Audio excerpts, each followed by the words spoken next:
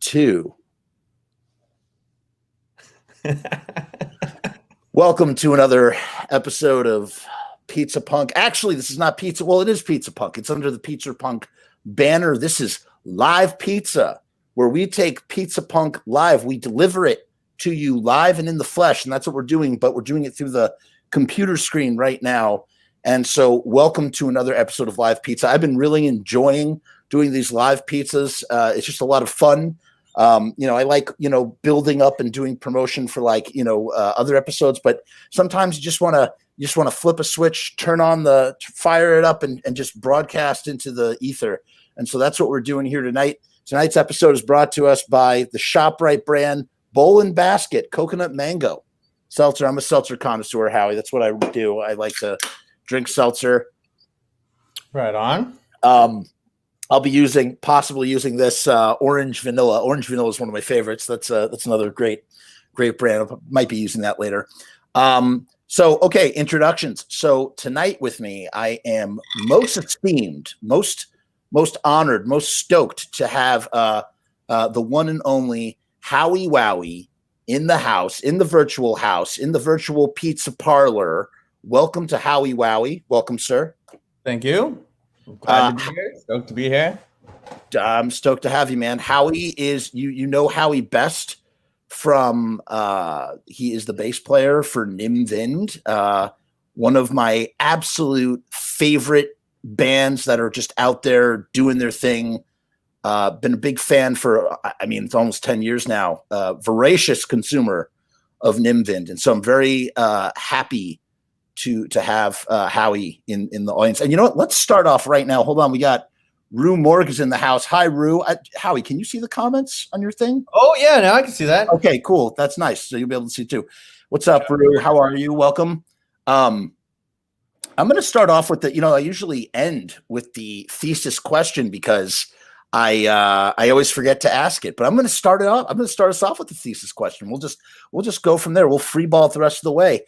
The thesis question, the whole reason for this show is pizza punk?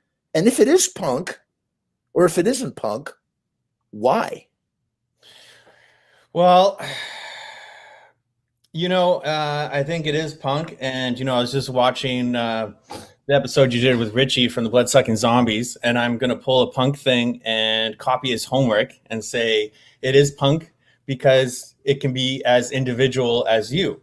Like, for instance, I got some pizza right here. It's not York saw, but this right here, because in Vancouver, there's a huge South Asian community.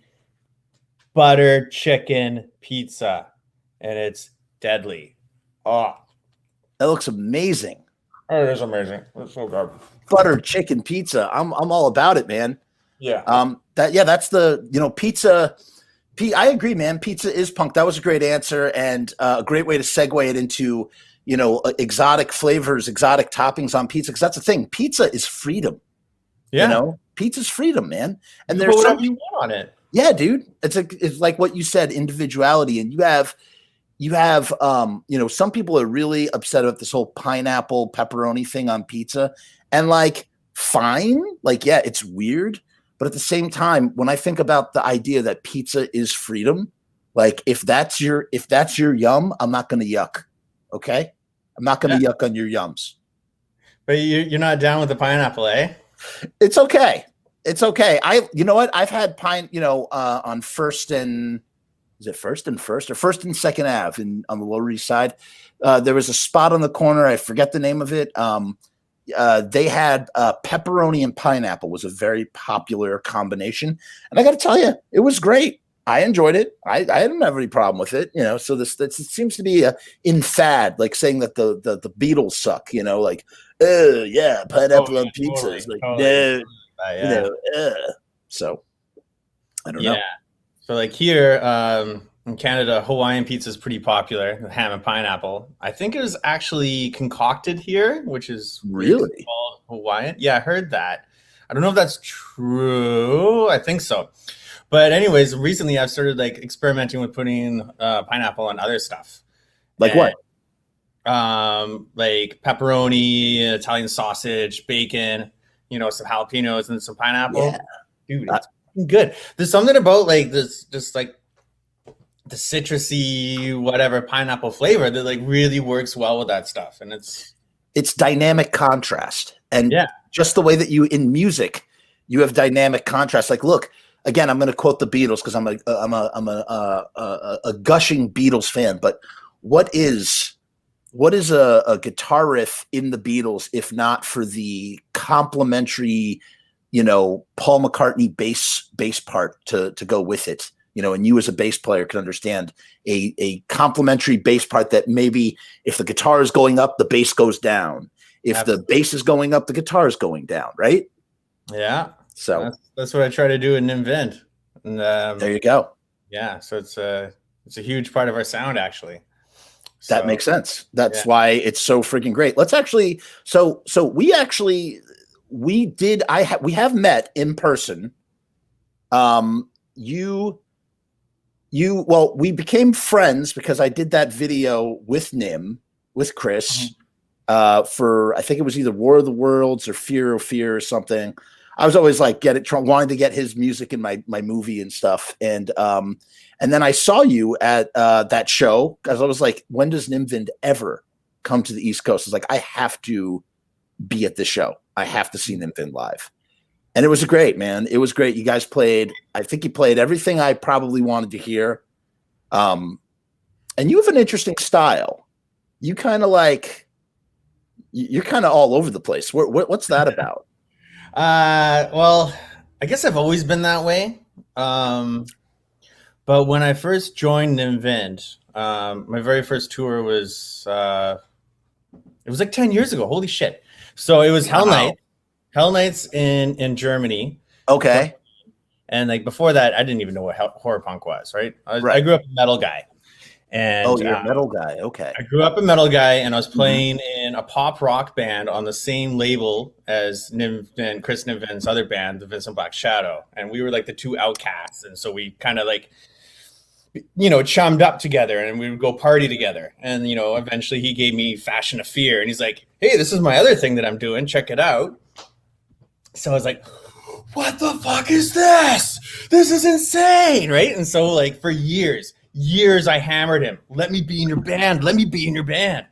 And eventually, Joseph, his bass player at the time, he left because he was actually a guitar player, and he wanted to do guitar. So he finally relented and let me in. But yeah, so like the very first tour, I had no idea what horror punk was. Didn't know who Blitzkid were. Didn't know who the other were or any of this shit. Who else was on the bill besides the other? Blitzkid was headlining the other, and then Banana Metallic from France. Banana Metallic. Yeah, I heard of them. Yeah. And then we were on second. But anyway, so we were playing these big fucking shows. Like, I think horror punk was basically at its prime then. So we were playing places that were like, 500, 800 people there. And Chris, he would always like stick his mic stand right in the center of the stage, right? So it's just like, he wants to be right up front, up center. And it's like, okay, well, I'm on one side. There's this whole other side that is empty. And there's a whole fucking swarm of people there. So it's like, well, I guess I got to go over there too. So that's kind of where it all kind of came from. Just trying to fill up all that space.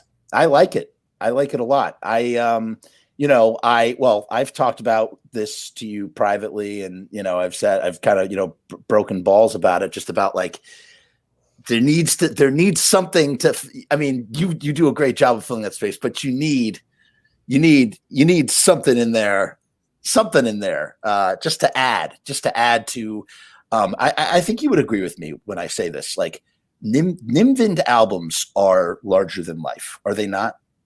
Oh yeah. They're huge. And the production on them is there's a lot going on instrumentation wise.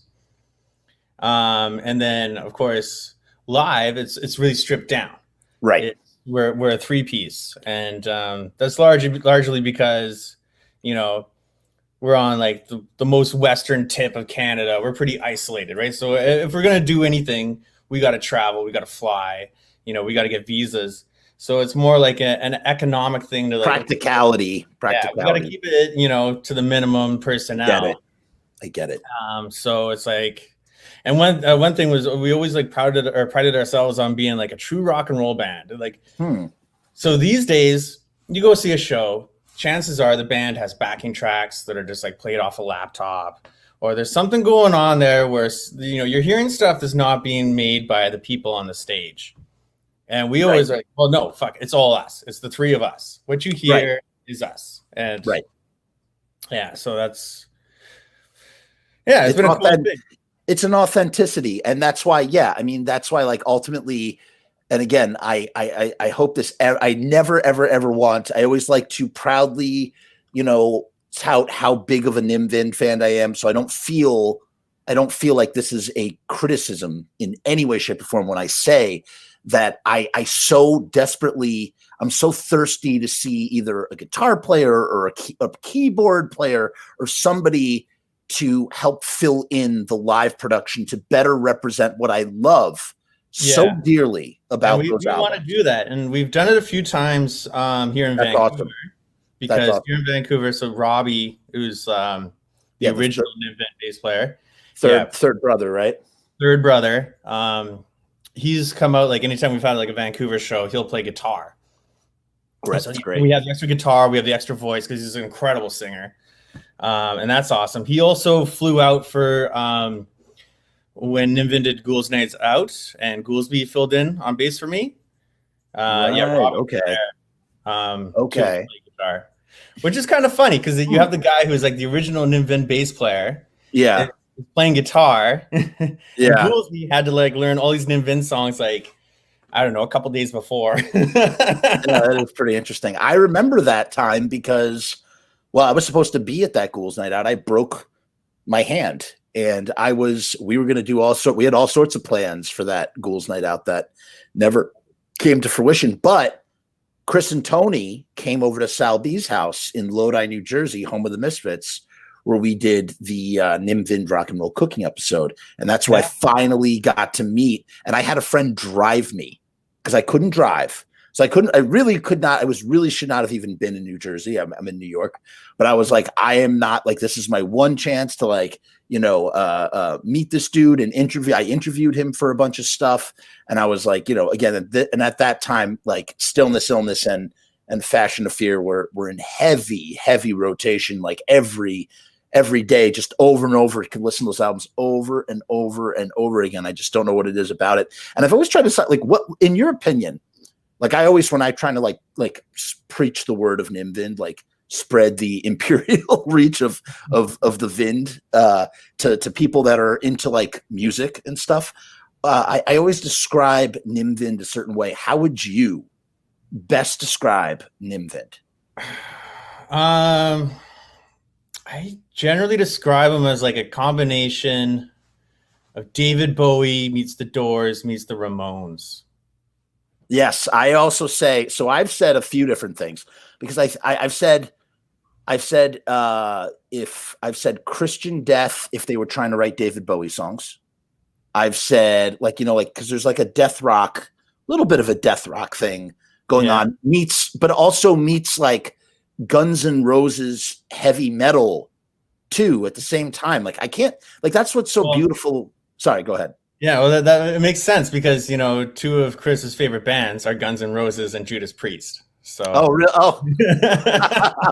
so then there you go. I mean, it all adds up. And Tony has he has a tattoo of the Appetite for Destruction tattoo, but it's all different bands. So it's got like Eddie and like Vic Rattlehead, Bullwinkle, Danzig Skull. I think that's really great. And they came in, and I was like, Tony's amazing too, because he just, like, first of all, Tony is like, he's like I guess he's multi-instrumental because, I mean, it was just him and Chris when they came to Sal's house, and he just hopped on the bass and they did Blue Movies acoustified. And I was like, damn, like, he just fell right into it. Those guys were so synced up. Yeah. So all those guys, all three of those brothers are incredible singers, all multi-instrumentalists. Wow. So Tony can play guitar, he can play bass. Obviously, he's a fucking shredding drummer.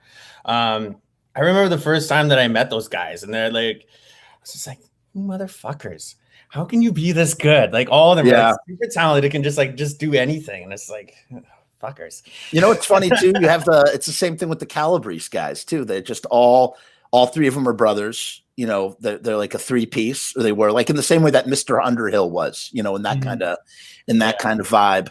And so it's, I don't know, man. It's just, I'm just so blown away by the whole thing. Let me ask you this. So it sounds like you kind of got introduced to horror punk in the same way that I got introduced, because, you know, I've told this once before, for years, for a decade, for 11, 12 years, for me, I never even explored the genre of horror punk because I just always was like, what's the point? The Misfits did it, and the Misfits did it the best. Why do I have to listen to anything else? And then, you know, I got involved, working with one of those bands, and all of a sudden my whole world opened up to all sorts of nuance that I wasn't aware of. But even still, even though Nimvin plays with horror punk bands, I hesitate to call them a horror punk band. I know that's their audience, but they are. I totally agree. We're not a horror punk band. And it's only kind of recently that we've kind of embraced that title and said, yeah, okay, we can be horror punk. I mean, like, that's not to slag the horror punk community. Right, it's of course. Awesome that, you know, this scene has like taken us on and really embraced us and been really supportive of us. And I really love the horror punk scene. It's like, it is a really cool scene how everyone is super supportive. Everyone's super creative. Everyone's doing something. Yeah. And it's, I love it. It's so rad. But we're kind of just like a weird rock and roll band. It's music for outsiders, man. It really is music for outsiders. That's you know, and it's totally, it kind of goes along with like, so we've worked with some heavy hitters over the years. We used to be managed for this guy Eric Gardner, who he like did work with like Fleetwood Mac. He did some stuff with the Who, Todd Rundgren. Wow. But a bunch of like classic rock bands. This guy was like a big deal. We flew to his place in just outside of LA, and like, holy shit, his like guest house was like a mansion, right? And it's just absolutely massive, and just like platinum and gold records everywhere. I've never seen anything like that. And like he loved us and really wanted to do something with us, but it's like we were just too weird. He couldn't figure out anything to do. And then after that, we were managed by Johnny Zazula, the guy who discovered Metallica, Anthrax, Ministry, like big fucking, big deal. And he's a great friend of ours to this day. But like at the same time, it's like, well, you guys are just too weird, right? Like,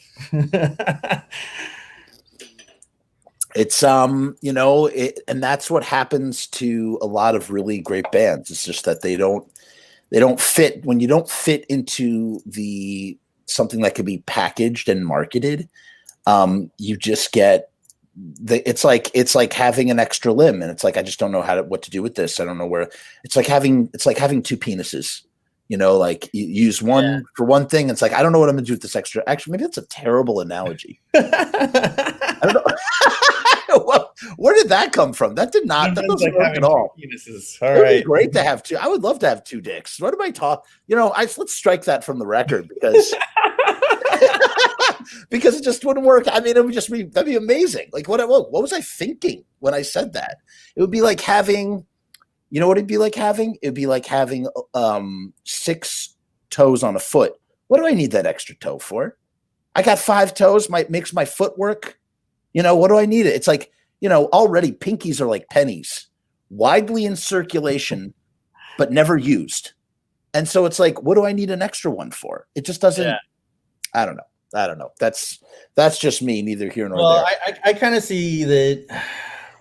Well, Nimvin maybe doesn't have major pop appeal. It has a lot of musician appeal.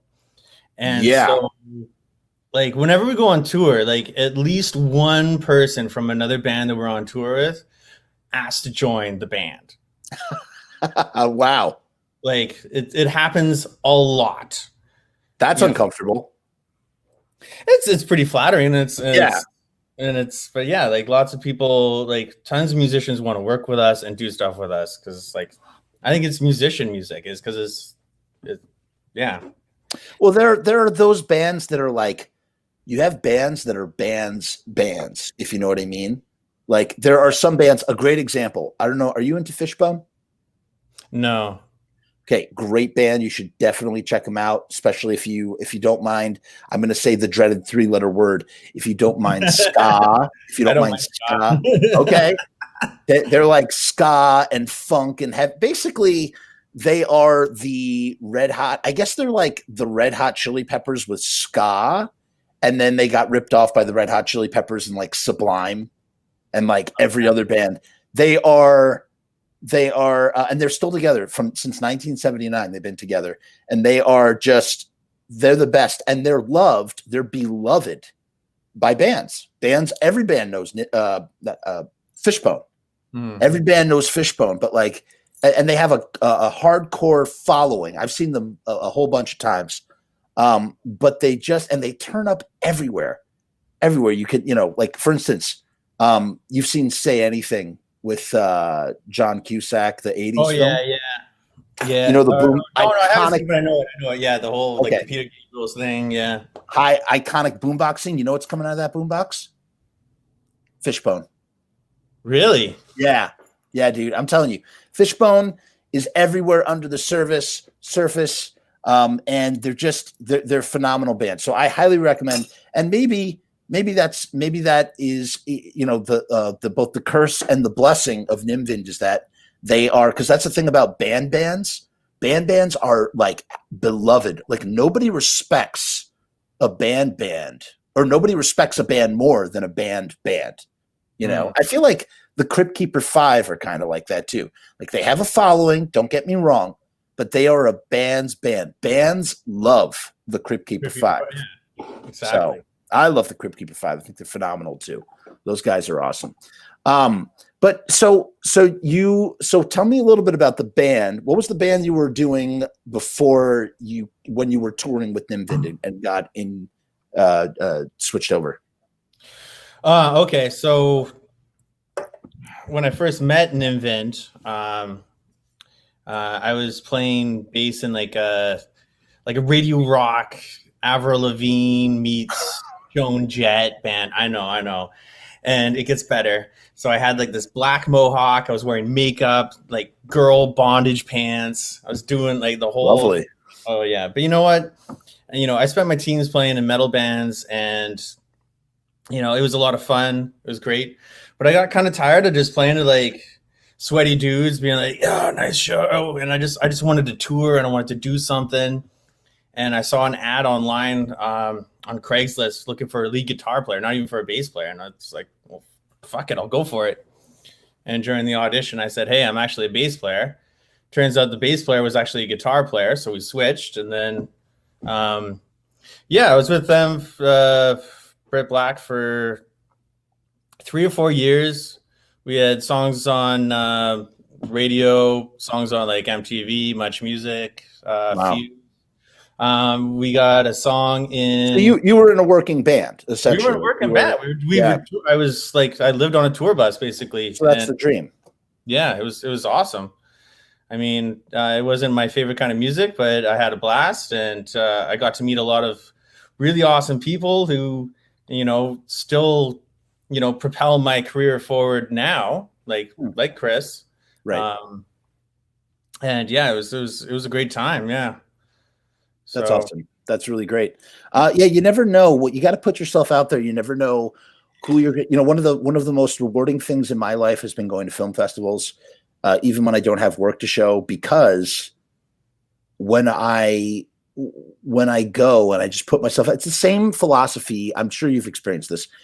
I don't know about you, Howie, but for me, I've no greater reward in my life than going to a show by myself. Have you ever had this experience? I've done it a couple times. Yeah, well, and it's great. It's phenomenal. And the reason why I say alone and why it's phenomenal is because I always end up meeting people that I know to this day.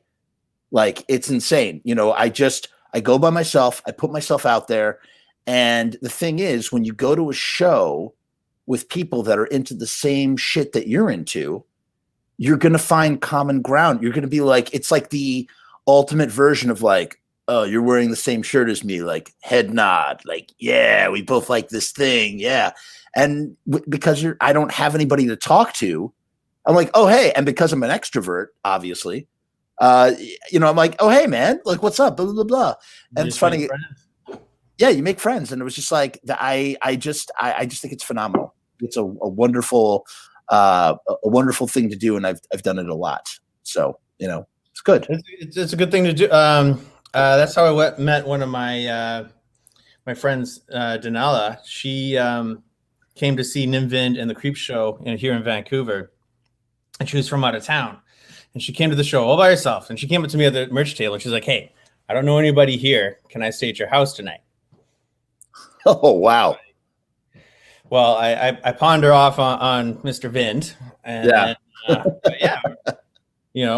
every once in a while I see her at a show and we hang out, have some drinks, and then catch up. And it's pretty rad. And it's like, I'm more introverted. So when I go to a show alone, it's more that I just get like really wrapped up in the show itself. And then I get a little too drunk and then stumble home. Yeah, you seem to have. All right. So I was like, I listened to Loki's show fairly frequently when I take my walks. I love listening to Loki and Joe, but I checked out some of your episode and I saw, I guess you're an infamous Ralpher. You vomit. Yeah. So what's that about, man? Why do you do that? How does it happen? Well, a lot of it's nerves. Okay, so it's not just all like Gotcha. booze induced. So yeah, like when I was touring with Michael Graves, like they would like set their clock to it. They'd be like, "Oh, it's like 15 minutes to stage time. Howie's puking again." It's just, I don't know. It's just like a nerve thing, and like it would come up, and then oh man, it's been ridiculous. Like sometimes it happens on stage. Like I definitely in Phoenix, I think I puked in Nimvin's guitar case while we were playing. In Brussels with Michael Graves, I was actually sick. And so I was like barfing behind my bass amp on stage while still trying to play the songs. And there was this girl like taking photos, and like all she was doing was taking photos of me. She didn't want anyone else in the band, just me. And it's like, please don't be documenting this, please. Did you find them? Were they online? No, I haven't found them. Oh, now I'd be like stoked on them, but at the time, I was like, fuck. But yeah, it happens all the time. I'm a known Ralpher. You got to turn it into a game, man. You got to think about, you got to spin this. And the way you could spin it is like this. You know how Guar, like they shoot stuff at the audience. It should be like part of a Nimvin show should be like getting barfed on by Howie, man. Like, and you know what you do? Like you get on Instagram and you're like, "Hey guys, what's going on?" And you start like downing like food coloring and like oatmeal and like, swirling it around in your tummy. And then like you get on stage and then like, it's just, you're doing your thing and Nim's like, all right. And then all of a sudden, you just barf on the first row of the audience, you just put it in the rider, like let people know. Disclaimer, make sure to bring whatever Guar does. I'm sure Guar, they have some sort of thing, or it's like known, if you're in the front row, you're going to get sprayed with foam. Splatter zone. Yeah, you're in the splatter zone. So it's like, that's what they call it. It's the Wowie zone, and it's just like, I don't know if I could do that though. It's like, you're probably getting a lot of trouble, but well, no. The reason why is because I don't know if you heard about this, but like a few years ago, there was a musician from Vancouver who got busted going into Japan with like $7 million worth of drugs in a guitar case. Okay. No, I did not. Anyways, he was the singer for this band called Cumsock. And they were a punk band from here. And that was their shtick. Like he would barf on the audience. So it's like, I don't know if I could like take it from him. You don't want to ape his gig. I mean, that then you're really getting into Gigi Allen territory there. And it's like, is it about the music or is it about the shock? And, if you're doing the shock, do you even need the music at that point? Is the music? I'd rather it be like spontaneous, just like, like I I'm known for bleeding, and like my hand will be covered in blood, and I'll bleed all over my bass, right? Because I just have like a shitty pick technique, so Yeah. so I just scrape my hand on everything, and my bass is all pointy over there, and so it's like I bleed everywhere. And like sometimes, I go to a show, meet some fans beforehand, and the fans will be like, "Hey, Howie, are you gonna bleed tonight?" And it's like, well, I hope not. It fucking hurts. But it happened, right? I wonder if it has something to do. You play your bass really low. I mean, really low.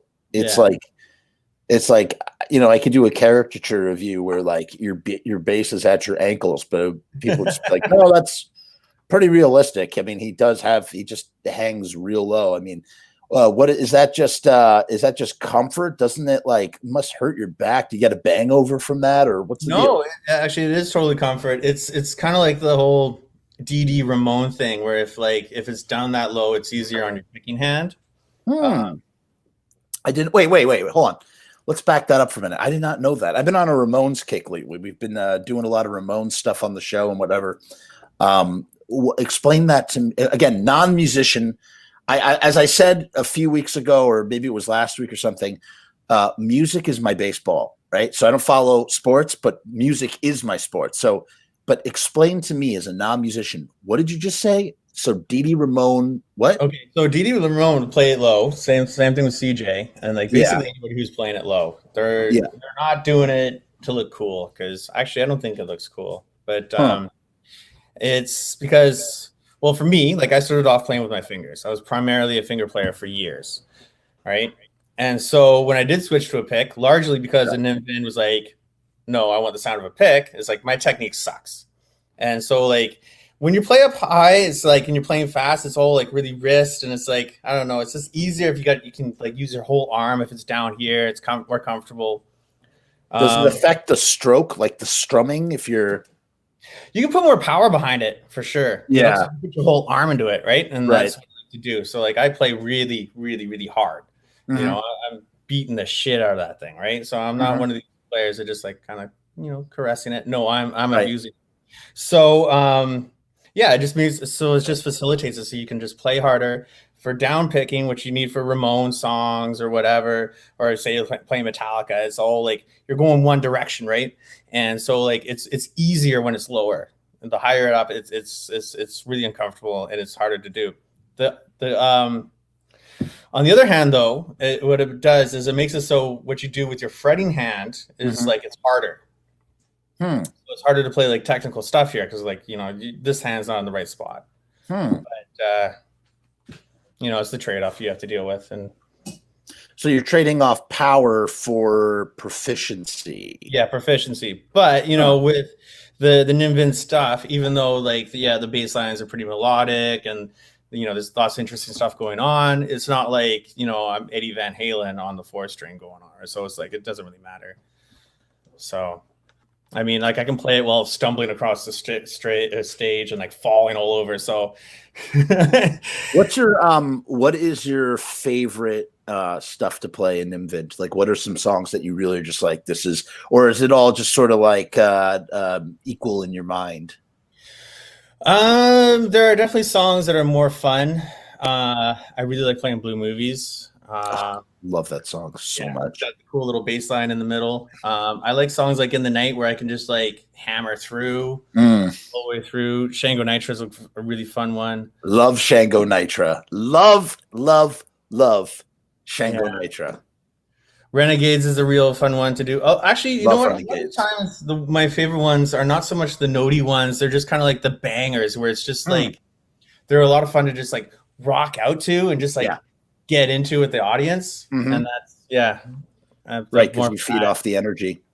What are all right, what are some unexpected songs that you notice when you're when you were doing the package with Graves, Ghouls, and you guys? What are some songs? Because that's when I would imagine your market is sort of, or your market, whatever, you're expanding your reach to certain areas in the States that you've maybe have not touched before.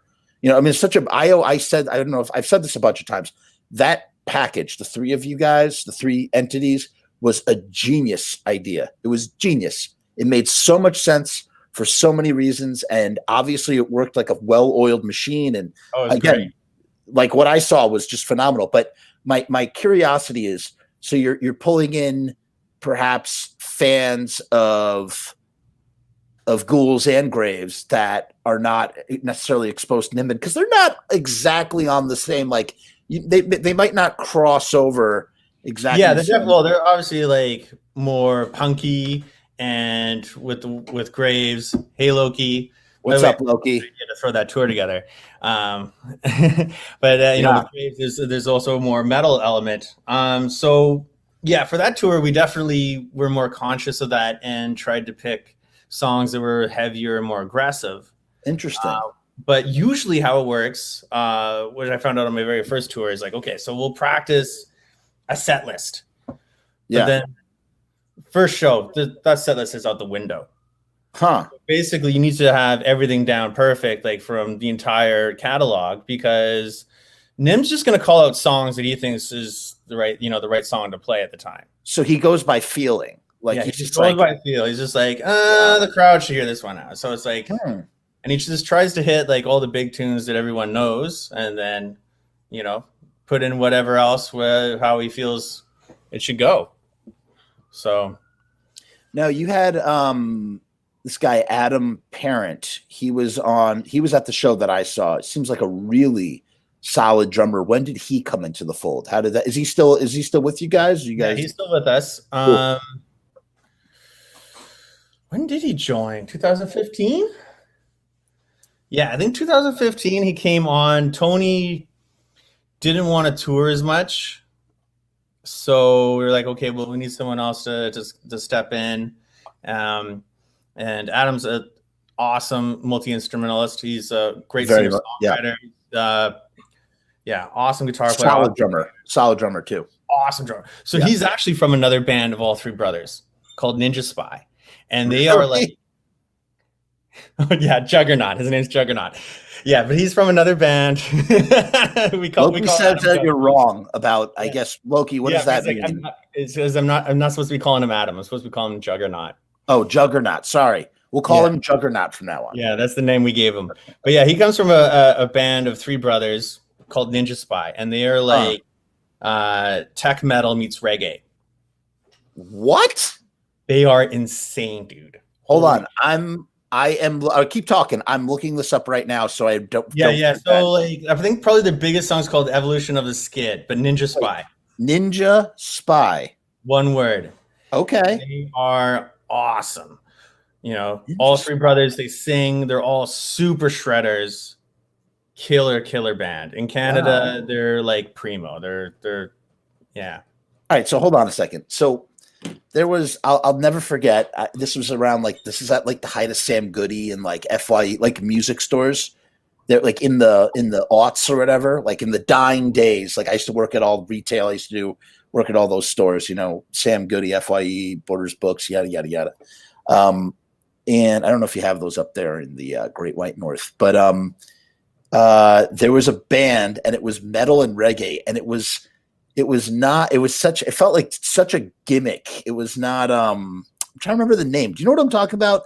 It was a black guy with dreads. He was a lead singer.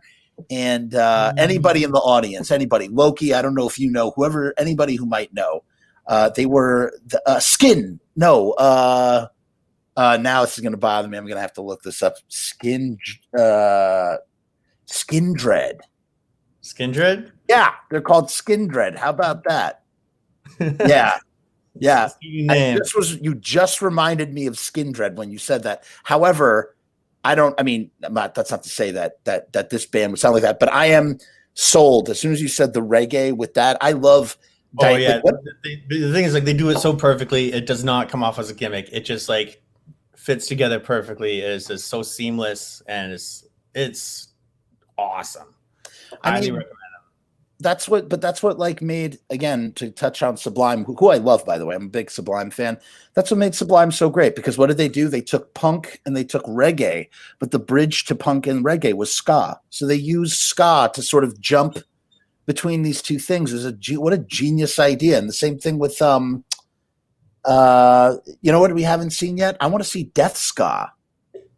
What does death ska sound like, Howie? I mean, Yeah. is death ska? So here's the thing about death ska: is death ska like songs about like seriously like death metal subjects, but it's done with ska music, or is it really happy subjects with really heavy riffs? Like it's got like how does that work? It's got to be really happy music with really heavy riffs, but then also a horn Wow. section. It's got to Yes. have a horn section in there. Gotta have a horn section, man. And you know, I bet you can make that horn section. Put some low end somehow in that horn section. Put it Run it some through guitar amps, just like Yeah. the trombone, and it's going through, like a 5150, and just Dude, I am all about it. I'm all about it. But I'm gonna check out Adam's band. He's great. And I will say again, and not a slight. This is again from a fan perspective. No slight to Adam or the unit that I saw live in Long Island, which I loved. I truly thought you guys were great. That was the other thing that I loved about Tony in the band was that, and I think Adam was doing backing vox, right? He was doing some vocals. Yeah, he was backing vocals. Yeah. He filled it in. Yeah, he filled it in great. And that's the beautiful thing about Nimvind. Like as we talked about before, economy. Like there's this economy in the way that when I've watched videos like years back when anything, I just wanted to see more video of Nimvind and just seeing Tony hitting those backing vocals, just sort of filling it in live, and it just really adds. It's such a moment. Originally we would have it for like part of like That Girl. He would actually take over the lead near the end of the song. So he would take over the lead vocal part, and then Nim was do the harmony, and it was really cool. Really? Yeah. Tone's a great singer, but yeah, Adam is too. And like now that Adam's like first for a little while there was like we had both of them, so like it was like depending on the tour, like if it was a really good tour, then Tone would be like, no, I want to play these notes. Adam can have the But eventually, Tone stepped aside, and now he just runs the merch store for us now.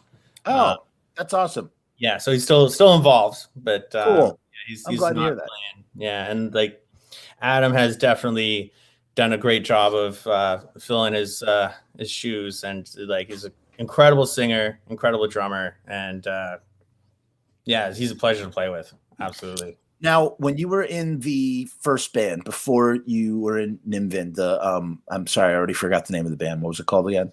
Rip Black. Rip Black. Did you guys tour in the States, or was that mostly? Yeah, we mostly toured in the States. Okay, gotcha. So you had already been.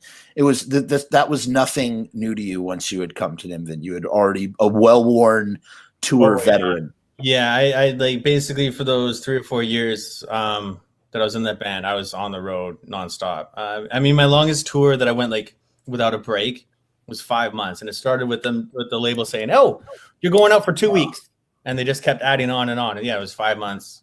Oh my Lord! I was like, yeah, I'm a road dog. I love being out there on the road. As soon as this shit opens up, I'm just planning on just being on tour and never coming home. That's great, man. I'm really glad to hear that. I can't wait. Here's my theory. I don't know if you're going to like my theory because it might not go against your as soon as. I think that 2021 is unfortunately a transitional year, meaning that with the way things have gotten, like we've not at the point where we might have hoped that we might be as not just the States, not just Canada, I mean the world. Like we're just not where we might want to be. And so I'm trying to think so where's this thing? When do we return to whatever you might substitute for the new state of normalcy? Because nothing's ever going to be truly normal again. It's going to be weird. Yeah, I think 2022. Mid 2022. 2022, man. 2021 is a transition year. Yeah, I think there will be things like I'm pretty sure that there will be able to play maybe local shows and I hope for you guys. 2021. I hope for you guys. Yeah, maybe we can do a Canada tour. I don't know if we'll be able to come down to the States, or we've been working on a European tour. I don't know if when that's going to happen. you know. You got does Canada has shit on lockdown up there? Like, you know, like everything's like going good up in Canada with the COVID thing? It depends on where you're at. So like here in BC and Vancouver, yeah, things are pretty good. We took the appropriate measures, so there's not a lot of cases. That's great. I mean, you know, there's no concerts or anything, but I can go to the bar, I can go to the restaurant, Yeah, whatever.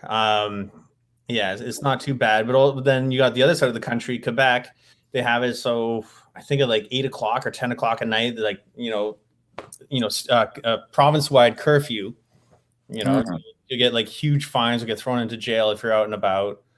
But you know, their numbers are out of control, so it depends on where you're at. And then also we have places like Alberta in the middle of the country where they're one of these places where they're like, oh, it's not actually really a thing, and so they kind of ignored it until it got really bad there. And then now the people there are just like, what? I didn't think this was a thing. And now I got all these restrictions, and it's like, oh, I can't go to the hospital, but the hospital's overloaded. And it's like, well, yeah. So it just depends where you're at. Are you? Let me ask you this. I'm going to switch gears on you for a second, because we started talking. You started talking about the beautiful butter chicken pizza that you were eating earlier. I was putting for the location when I was posting this on Facebook that Pizza Vancouver. Have you ever eaten at Pizza Vancouver? Are you familiar with it? No. Okay, I wasn't sure if that was like some sort of institution of pizza or not up there. There's a shit ton of pizza places here. Yeah. So I ordered my pizza from a place around the corner. There's just tons and tons. There is a punk rock pizza place. What's it called? Fuck, what is it called? I don't know, but like the pizzas are like named after, like there's something named after the Stooges. They got one named for Chai Pig, SNFU, because he just passed away, and it's like rest in paradise. It's like, yeah, rest in paradise. So instead of like having the label on the box, it'll have his face, so you get big pizza, and it's like, I love that. I really might check it out. I think they have a Ramones pizza and a Black Flag pizza. But, dude, I'd live there. I'd eat there every day. I tried to see if they would order to me, but I'm too far out of their delivery zone. So it's like, oh man, I should be like, if I'll tell you, if I lived in Vancouver, I would be like, yo, let me do my Pizza Punk show in your shop, and just like, it's just so good. It's just so on brand, Pizza Punk, man, just work out so well. Geographically, I've never been to the Pacific Northwest in general, and I know you guys are like north of the Pacific Northwest, obviously, but geographically, compared to where you've been in the States, what would you say that Vancouver is like, kind of like an extension of Washington State or Oregon, or is that like a gross generalization? Well, yeah, it is. I mean, we're only 3 hours away from Seattle. Like, we're really, and it looks a lot like, it's basically the same as Pacific Northwest. It is basically an extension, of Washington. We're definitely closer to a lot of stuff of the States, rather than, say, if we were going to drive across Canada, the next major city is 12 hours away, right? Calgary. Shut up. Yeah. So like touring across Canada is fucking hard. But so it's like Texas. Yeah. And that's the whole way. Like, are we still in Texas? We're still in Texas? Wait, when are we getting out of Texas? Are we still there? Like, never ending. Never ending. Wow. That kind of blows my mind. Now, I know that Nim is a fan. I know that Chris is a fan. Are you familiar with this film, Phantom of the Paradise? No. Oh, it's like such a fix. Well, really, I watched a documentary actually about it. The relationship between Winnipeg, which I know is far away from you guys, but that there's this like embrace of this wonderful film by Brian De Palma called Phantom of the Paradise. And they made a film called Phantom of the Winnipeg because it played like Rocky Horror in Winnipeg, Canada. And I wasn't sure if that extended to other parts of Canada. However, Nim put out Stillness Illness on Beef Records. And blew my mind when he revealed to me that it was Beef from the movie. That's where he got the name, comes from Phantom of the Paradise, Beef Records. Whoever tries dies. So that kind of blew me away. I guess I'll have to talk about that with him. I'll ask him about you that. talk to him about that. You should check out that movie, though. I think you would really, really like it a lot. I will. I'm gonna write it down. Did you? So where else did you go? You've been to Europe. You've been all over this country. You've been up in Canada, obviously. Did you go down? Were you in South America? Yeah, we did South America 2019 with Michael. And so what was that like? What was comparing Europe to South America? What is I guess it's like a really weird thing to say, actually. Just what was South America like? Well, actually, parts of South America are a lot like Europe. It kind of seemed like they had more in common with Europe than North America. Okay. That tour was really hard because it kind of like took away the enjoyment factor of it, because every day was a fly day. We flew every single day. I took like 20. Explain for the audience. Explain what a sorry, I didn't mean to cut you off. What is a fly day? A fly day is basically where you have to fly to the next town, to the next show, right? So you're flying to a gig, you're flying to a show. So at 6 a.m, we're at the airport. We're flying to a new country or another city in the same country, but we have to take a flight.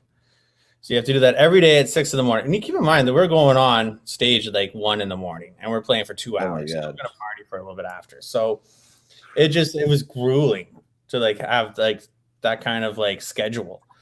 So it took a lot of the sightseeing and enjoying the culture out of it, because you were just too exhausted to do it, or you just didn't have the time to do it. And yes, Loki is right. So we didn't drive through cartel land and get abducted. Wow. And then these cartels would find out, oh, wait a second, our families don't have any money. We're broke musicians, and well, you guys are taking a drink. It's like, oh, you've seen all our faces, and you can't afford to walk away from this. Wow. Yeah. That's insane. Yeah, but the shows were insane. There were super huge crowds of people, super friendly, really enthusiastic. It's the only time I've ever experienced it where we would get off the plane. There'd be fans waiting for us at the airport. You know, they'd want photos and autographs. Then we go to the hotel, and there's a pile of fans there. Then we go to the venue, the same thing. We play the show, go back to the hotel. There's more fans there. It was nuts. So you got a tiny taste of that Ramones South America fanaticism. Oh, totally. Wow. Yeah. For those who don't know, the Ramones are like the Beatles in South America. I mean, it started, I don't know when it started, probably maybe like the late 80s, but if you watch, I don't know, have you seen Ramones Raw? Ramones what Run? Ramones Raw. It's Marky Ramone's home movies that he shot. No. And he started carrying around a video camera like in the late 80s all the way through the 90s. And man, like the fanaticism that they encountered in South America, like there were times where like the buses were getting like rock. It just reminded me of seeing footage of the Beatles, like, you know, in the height of Beatlemania. And I was like, wow, like the Ramones got a taste of that. And it sounds like you got a taste of the taste. So we definitely got a taste. And it was cool. It was great. What surprised me is like every show, people were asking me about Nimvind. Real? Oh, so Nimvind has a presence. Yeah, I would have never expected. But people were like, "Hey, what's going on with Nimvind? When's Nimvind coming down? What's going on with the new record?" And it's like holy shit. So I'm gonna try to get down there with the Vin boys. And you know what's interesting too is like he takes forever to put out a goddamn record. Forever. He's only done 3 records in 15 years, but when he puts out a record, I mean, it's good. It smokes. Like there's only one. I will actually additionally criticize. My one criticism, Chris. My one criticism is I don't like the live track on Saturday Night Seance songs, and here is why. It doesn't feel like a cohesive album when you're putting a live track from that comes from another album, Stillness Illness? Why is it on? And Astronomicon aside, you know? Yeah. So that was like, so I think the live track was essentially supposed to be like a bonus track at the end. And that was a Johnny's call for Johnny's. He was like, no, we're going to put it in the middle. And it's like, well, now you have Will Spain. So weird. Right after. That was weird. Right? It's like, yeah. Chris also doesn't like that. Oh, he doesn't. Okay. I was like, I got to be honest with you. I mean, I got to be honest with him. I was just like, why on earth? Because I'm like, every time I listen to it all the way through, and I get to this live track, and I'm just like, why is this? It's like it sticks out like an extra pinky. But the thing is, when a guy who's responsible for putting out like Kill 'Em All and Ride the Lightning, Master of Puppets, you don't argue with that. Hey, do this. You don't argue with that. No, you're super right. You're super right. And those songs, man, like ESP, obviously Renegade, Electroshock Therapy. Holy crap. You know what the thing is too? They're so poppy. Like it's like he has metal balls, but it's like he's bringing metal balls to a pop table. That's what it is, dude. Yeah. Right? Like it's not. Yeah, those songs could be pop songs. They translate them to any medium, but he's putting a metal edge on it because he loves metal and he loves rock and roll. Yeah, dude. And yeah, it's awesome. But yeah, we are overdue for a new album. I mean, like it's been 6 years since Seance Songs came out. Where's the time now? Yeah. Well, that one took like years. Like, so yeah. I think when I joined the band, that album was recorded. But really? It still took 3 years to mix it. Wow. Yeah. Well, I had heard. I know because he had let me listen to 3 tracks. I heard That Girl, I heard Renegade, and I heard Where I'm From. Different mixes of those at some and then at some point. And I know that dude, he's obsessed with mixing, so he's just remixing over and over. And I can listen. I mix sound, but for like movies and video and stuff, and it's a completely different philosophy. But but the thing that is absolutely the same between mixing music and mixing, a soundtrack to film is it's never done. And you could sit there and just listen and listen and listen. You listen to it on a TV, you listen to it on a phone, you listen to it in the car, you listen to it, whatever. You listen to it all over the place. You're like, where are people going to watch my movie or my video more than anything? Cell phone. How does it sound on the cell phone? And you sit there and you take notes and you go, nope, got to go back, got to fix this, got to fix this. That dialogue's too low, can't really hear it, and and I can't even imagine what it's like with music because there's no rules. Yeah, there's no rules at all. Exactly, there are no rules, and so he would go back. He was had a guy in Europe, a few guys in the States, a guy here in Vancouver. All these people were mixing it, and it was it wouldn't be what he wanted. And I don't think he's ever really been happy with any mixes. He still will listen to like old Nim Vin records and be like, oh, this guitar, it just doesn't have it. And so what was funny about the new album, Limbic Kicks, is so he recorded it. Oh, can't wait for that shit. Yeah. It's a gooder. He actually recorded the whole thing and it was done while we were on tour with Michael Graves, Adam and I. And it had programmed drums and keyboards instead of live bass, which doesn't make sense to me because he's a bass player. He's a great bass player. Why didn't he just play bass on it instead of keyboards? But so he had it all done and it was all mixed, and it's like this isn't like you, man, and it's a little lacking, to be quite honest. And so now we're now in the process of putting bass on everything, putting live drums on everything, and so now you're on a Nim Vin record. Yeah, I'm on a Nim Vin record finally after 10 years. And so he's actually trying to learn how to mix right now because he's such a finicky guy. He wants to do it himself. But he should. Let me tell you something. I'll tell you that as somebody who is when you're artistic. I don't know if you could relate to this. I'm sure Loki can relate to this for sure. By the way, he says it's not the mix, it's his tone that he futzes over and he won't show us the songs. Um, Oh yeah. Oh man. what Okay. does he mean by that?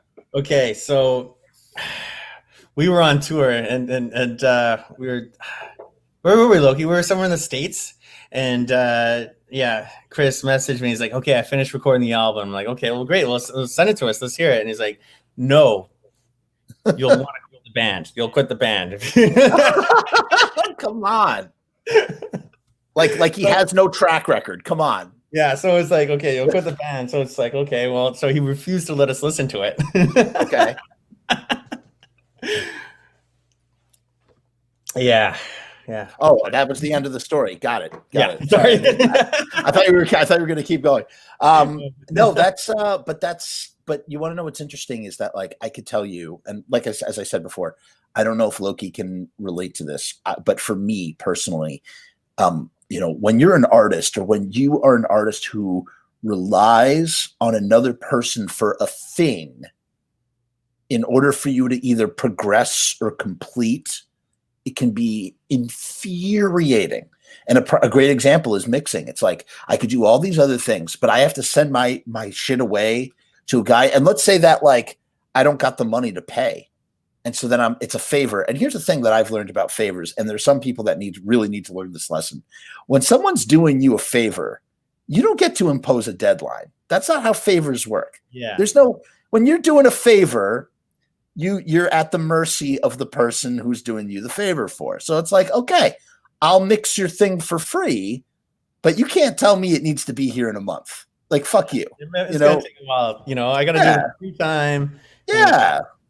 Like, come on. And so I was just like, I gotta learn. I need to know how to mix. I can't deal with having to wait on someone else. So I could totally imagine the frustration of Chris, whether he's hiring someone or getting a favor or whatever, however he does it, having to, either, financially or time or whatever it may be, deal with that headache when it's like, wait, if I just do it, if I learn how to do this very technical trade thing myself, then I don't have to deal with any of this other Michigas. Not that it's like bad Michigas. It's just about, like, I want it, and I want it now, Yeah.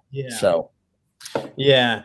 I kind of have a different way of viewpoint. And I think it's because I am a bass player. Okay. I like it where other people are inputting on a piece of art and putting their touch on it. That's true too. I really like it, like hearing a guitar player and what they're going to do. And, like, you'd have like 100 guitar players play the same song and they're all going to play it differently, right? Yes. So I really like, having someone else like put their touch on it. And that's really cool to me. I like listening to people who mix and, like, okay, well, this is their mixing style. So I'd like to have that style on an Invent song, or like, I like this drumming style. I'd like to have this drumming style on an Invent song because I think it would be cool. But I'm not I'm not really a songwriter. I mean, I write songs, but I'm not putting them out to the world, right? So I guess it's a little different, or I'm not making film and putting it out to the world. Everything, I'm supporting cast, right? So, well, two things. First of all, your ability, your humility, I should say, that what you just said encompasses great humility and is like a valuable thing in and of itself. Number one. Number two, I really like the way that you put that, because when I think of mixing, at least maybe I'm thinking about it from a film perspective, I'm thinking of something that's incredibly technical and clinical for the most part. But you are right. I guess there is such an artistic element. And I would agree. I would disagree with what I said if it was somebody playing a guitar part. I was really just talking about mixing. But when you think about mixing in the realm of music, it really is. It's like its own instrument. It's its own thing. Well, yeah. It is. It's like, okay, well, where's the kick drum going to sit frequency wise, right? Right. Where are you placing all these instruments? How loud are you making them? Like, how loud is the overall mix? Is it going to be kind of like a super loud mix, which is like a modern pop mix? Or is it going to be like quieter, like classic rock? Everything was quieter so you could hear more of what was going on. there's so many variables. Hmm. And I don't know. You're blowing my mind on this because I never thought about it like that at all. Really, truly. Because in mixing, if you're mixing for film, it's like a fact. It's not like, it's just like what you said, like, where am I going to do this? Where am I going to do that? It's like, no, your dialogue has to sit at negative 15 decibels dB right here, because that's where it has to be. That's how it has to be on a TV or whatever. Like, you can't change that. That's not, you don't turn it up. You can't go up to 0 because then it won't sound right. You can't lower it because then people won't hear it. So it becomes a thing of like, and then everything gets mixed around the dialogue. Mm-hmm. You know, so your special effects have to sit underneath the vocals. Your ambience has to be way down. That has to be down to like negative 30, negative 25. Like, you don't want to hear it. It's the type of thing where it has to be there, but you don't want to hear it. It just has to, you have to feel it. And so it's like, when I think of that, I think of technicality. And it's just, you're right, man. It's different in music. Truly, it's different in music. So that makes a lot of sense, actually, I guess. You've written stuff. How does that happen for you? Do you just like, I got a song idea, I'm not going to do anything with it, but I have to get it out. I have to put it down on paper. Well, I don't really put it down on paper. It just like floats around in my head. I'll just come up with some stuff and like on a guitar mostly, and just like, oh, this is cool. And it just, it sits in the back of my brain, and, on quiet nights with a couple of beers, maybe I'll pull them out, but like, I have no real intention of showing anyone. Like, there's no need. Well, first of all, I don't think they're any good, but also like I mean, everybody thinks that. Yeah, I guess so. But like, I don't have any desire for that. I really just love playing bass in a band and supporting something that's already there. Okay, well, how can I put my spin on this? And that really gets me going. I like that. That is an amazing, Howie, that is actually an amazing quality to have in yourself, in the idea of like, I don't have to be, that's the same thing again, to mirror it to, video stuff. It's like, everybody wants to be a director. Nobody wants to be a sound mixer. Nobody wants to be the camera grip. Nobody wants to be assistant camera, but all these jobs are necessary. And it's like you want to be, as you said, support. I think that's really cool. I actually really respect that greatly. Loki says, Howie, it's Canucks opening night. What are you doing on a podcast? And that your Canada card is revoked. Are you missing a hockey we're playing game? the Coilers. Who cares? Oh, shots fired. It seems that Howie has turned the Canadian table on Loki, because Loki didn't take into account that not only did Howie know who was playing, but didn't care about the team. Because isn't it true that, every young Canadian, they're born, what's funny about Canadian stereotypes is that they're always endearing and not offensive in any way, shape, or form. Like, it's so wholesome and wonderful, and like, no. And the funniest part is that a lot of the time it's like, especially in the realm of hockey, like a lot of it's like accurate. Like, yeah, Canadians love hockey. They just do. Yeah. And, it's like, that's preschool in Canada, right? Or daycare. Every kid plays hockey. I play hockey. Everyone does it. What position were you? I was defense. Okay. Yeah. I've kind of fallen away from hockey fandom, though. I'm a bad Canadian. Ever since the Canucks and Boston, we came really close to it was a game 7. It was like head to head, and we lost cup. Tim Tom. Yeah. Gotcha. And that was a wild one, because then afterwards there was a huge riot, and they set Vancouver on fire. I think that's happened a couple times.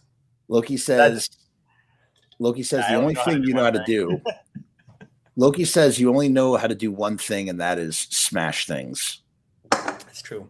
You're an enforcer. You're a base.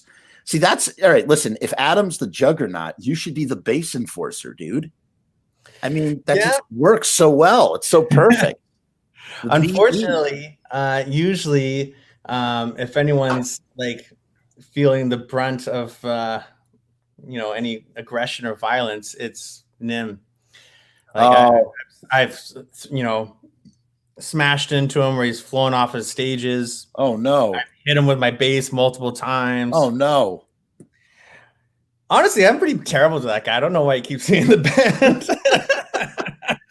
Oh, I think you add I think you add a lot to the band in terms of just like, again, you add all this extra, all these hijinks. Hijinks is the perfect word of, we haven't even spoken. I want to talk to you about this.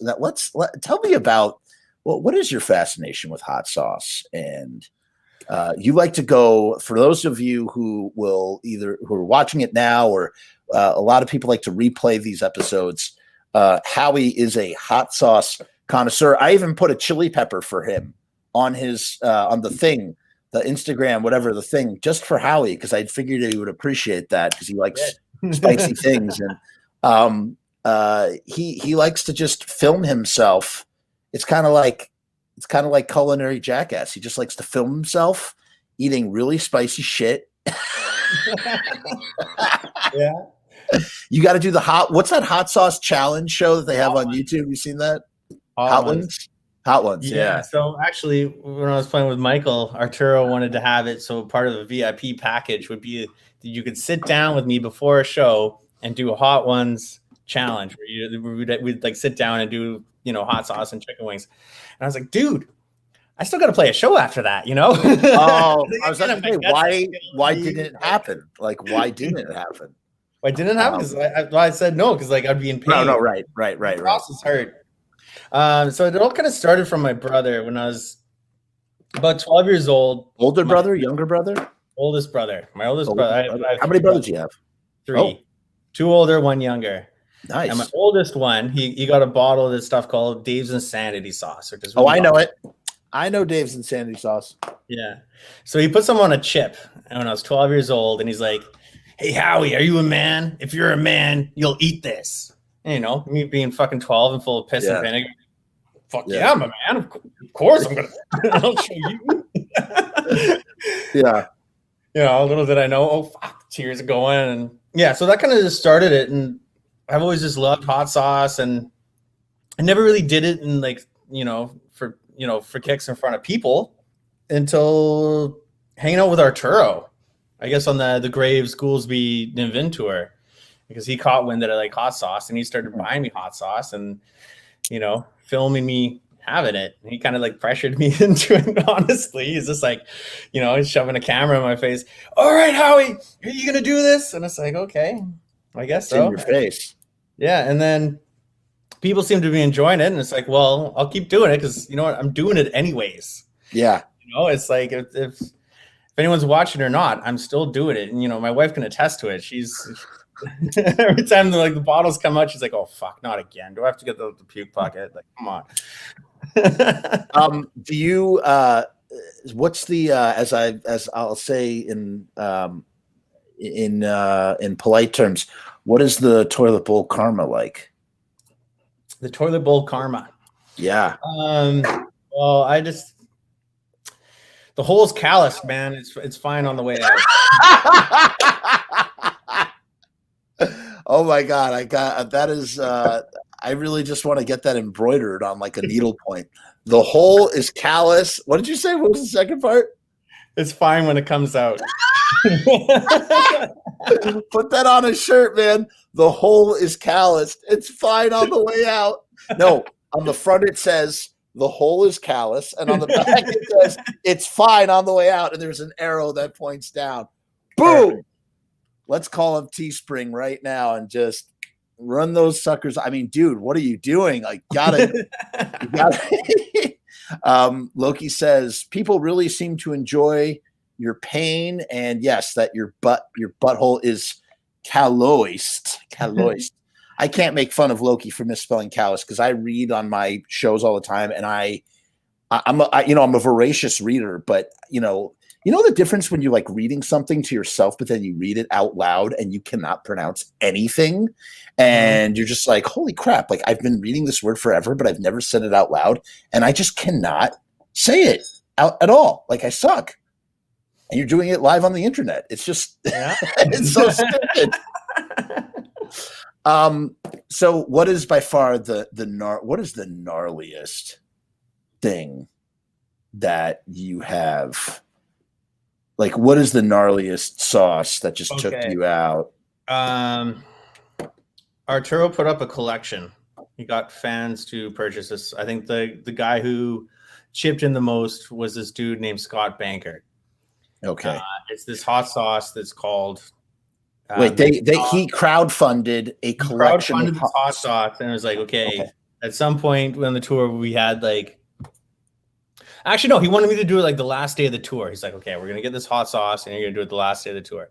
Okay. And it's like 9 million Scovilles. So for comparison, a jalapeno pepper is 3,000 Scovilles. Is a jalapeno. What is a Scoville? Explain to the audience what I know what it is. It's like a unit of measurement for heat. Right. I don't really know how it works, but yeah. So like a jalapeno pepper is about 3,000. This is 9 million. Right. The usual stuff that I put on stuff. I actually got it right here. I was going to put it on some pizza. Oh my God. 6.66 million. Oh, okay. This stuff. Boy. If I put more than like a tiny little drop, I'm in trouble. Might as well throw out the food. So that stuff, like I put like a little toothpick in, and like any more than that, and it's like just game over. Yeah. It's I don't know if I'll actually even have any more of it. I think it's just gonna sit on my shelf for forever. How much do you have in the thing? How much do I have in the thing? Like how much is it like a bottle like this, like this? Or here, I'll go get it. Hold on one second. Go get it. I'll fill the dead air while Howie gets his bottle. It's so nice. Oh, Loki says he can't find it, or he did find it. I found it. Oh, you found it. So it's like a jar. Oh wow! Look, it's got the nuclear symbol on it. Yeah, and it's like it says extreme heat level warning: do not consume directly or directly. Food additive. Oh my God! Of course, only do it directly. That's crazy. And I don't even like opening it, but it's mostly. Did it hit you in the face when you opened it just now? No, but you know what? Okay, sorry, I'm all turned around backwards with. Yeah. So no, it didn't right now. However, I used to have like a hot sauce cabinet, and then my wife decided she wanted to make it a Tupperware cabinet. So we cleaned it out and had to wash everything and moved all this stuff. And it was like someone like bear maced our apartment. It was bad. We were coughing. We had to have all the windows open. We were just dying. Lord. Yeah, stuff is no joke. Loki says it wasn't even a sauce. He said a chili pepper extract that they used. It's a chili pepper extract. That's why this is like it says, it's a food additive only. You're not supposed to just have it on itself. Wow. Now, I mean, here's the thing. I like spice, but I think that when you're eating something spicy, you need a ratio, right? You need a good ratio. You need to have a flavor ratio to the heat. If there's no flavor with the heat, then it's just masochistic. You're just getting pain, Yeah. So usually, I'll go for something that's a little lighter in heat, and I really like flavorful sauces. And of course, I have a bunch because stuff pairs better with certain foods, right? You're pairing it with food like wine and cheese. Totally. I love it. But then there's definitely some that are just for the thrill, right? And it is fun to put yourself through it, even though you're suffering. You get a little high off of it. It releases endorphins. Really? Even though you're like, oh, everything burns and my throat's closing up. But like a runner's high, like what a runner's high is. I think it's more intense than a runner's high. Really? It's like doing ecstasy. Wait, what? Did you just say that consuming certain hot sauces feel like you're doing ecstasy, but with like... You know what? If you go after someone to cuddle or you go for a kiss, they're not going to... like really spicy ecstasy. Yeah. Wow. Yeah. That's bananas. I do not understand. I don't understand that at all. I am a garlic guy. I guess I would say that's me and garlic. I could just house house garlic, almost even raw, like not quite. But I love me some garlic. But it does not have the. I guess for me, I really like sugar. I like junk food. You know, you must get to see so much great shit on the road, like so much interesting culinary weirdness on the road when you're just all over the place, right? Well, it depends on where you are. So, North America, it's all pretty standard. You're gonna get burgers or pizza. Um, Europe, South America, they'll give you a little more care, and also like, yeah, you can go explore more and find more, culinary stuff. Um, yeah, I don't know. I remember in Germany, it was all about the donor. It's like that here too. We really love. Well, here we call them donaires. Donors, call them gyros. Yeah, and they're really good. I mean, like, I got every place has their regional place or thing. Like here in Canada, it's all poutine. I hope you don't take offense to this. While I am not a fan of poutine, I do like to put mayonnaise in everything. So I think that's a very European thing. Isn't that a Canadian thing as well? Don't you put mayonnaise on your fries? Yeah, you do.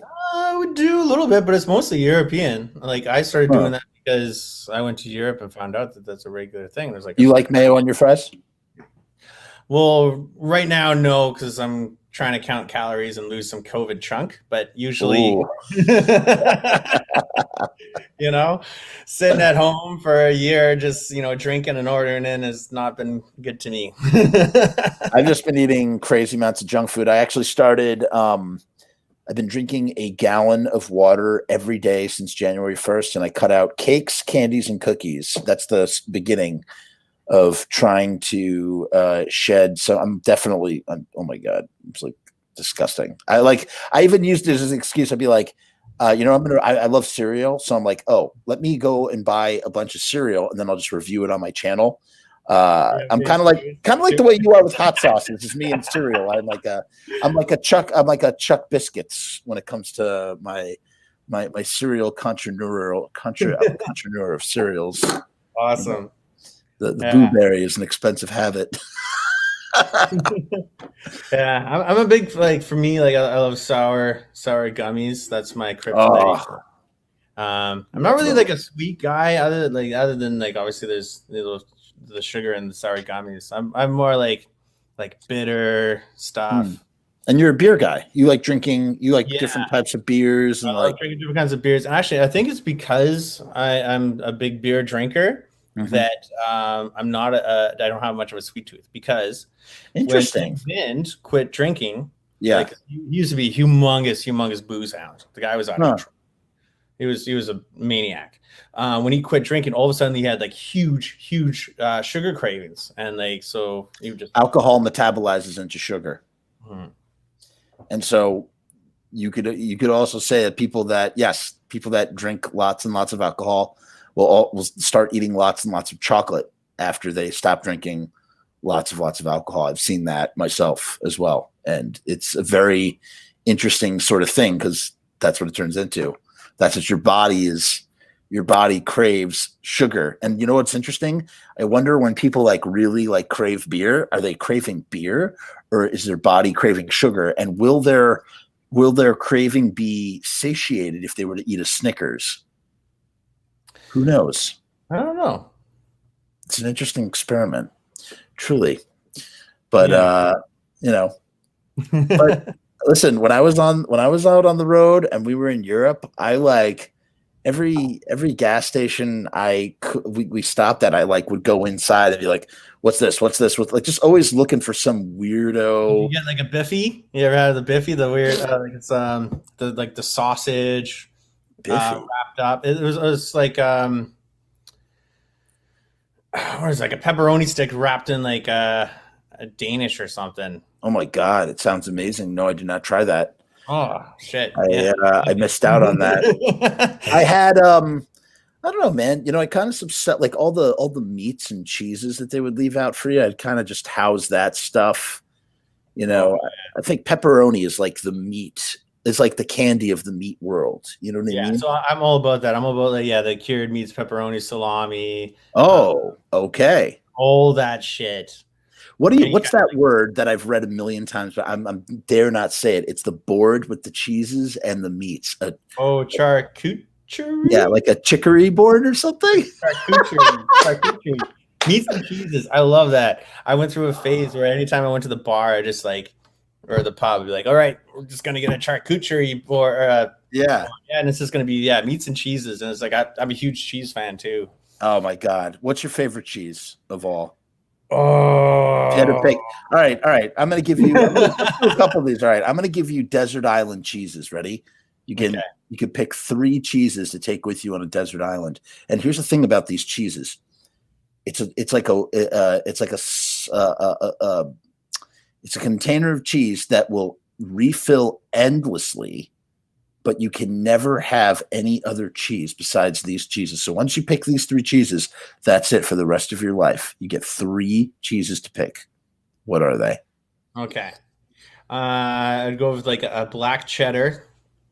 So like Oh, yeah, so you gotta have like the like cheddar, man. Like it's a staple. are you a sharp man? Yeah, I am. I am. Yeah. Okay. And then I dig that. Gouda. Gouda would be definitely. Oh my God, you're crazy. Gouda? A You don't like smoked Gouda? Gouda? Nah, not a big Gouda guy. No, Mhm.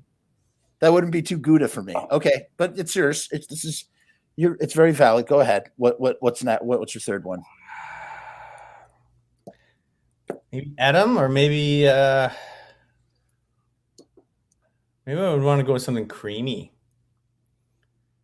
Yeah, so far you've picked a sharp cheese and a smoky, nutty cheese, I think. Yeah, so the cream one, maybe just like it's a straight brie. I know that like they're Oh, all 3 of those are kind of boring. Like they're not like super out there, but I think they cover all the bases of yeah. cheese. I dig that. I dig that. Okay. All right, now I'm gonna go. Ready? All right. All right. For my first cheese, I was like, I'm just giving not Adam, Howie, the keys to the kingdom here, and he's picking these 3 cheeses. It's like kind of blowing my mind. I'm going for the good shit. Ready? I'm going for buffalo mozzarella. Buffalo mozzarella. Yeah, buffalo mozzarella. So mozzarella that comes from the milk of a water buffalo. It's the airiest, lightest, creamiest cheese. It's so tasty. I love creamy cheese. That's like my thing. I like that a lot. And it's so wonderful. Like, I think what really makes a good cheese, because there's some cheeses that you could have to eat it with bread.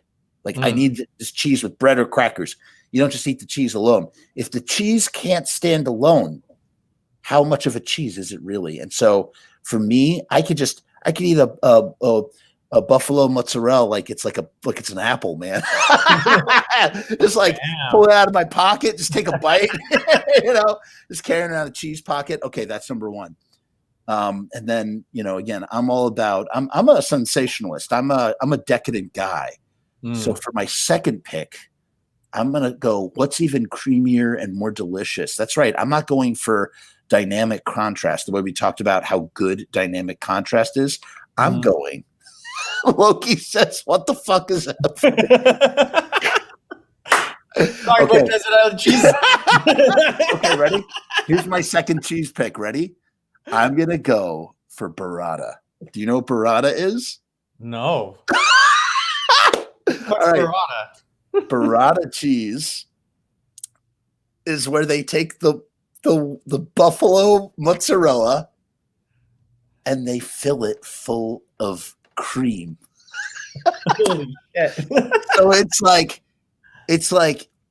here's what I imagine. I imagine that, if heaven is based on the Christian heaven, and if it is, I'm in big trouble because I'm not a Christian. But if heaven is based on the Christian heaven and there's like clouds in the sky, like the gates and everything, I imagine that those clouds are made out of burrata cheese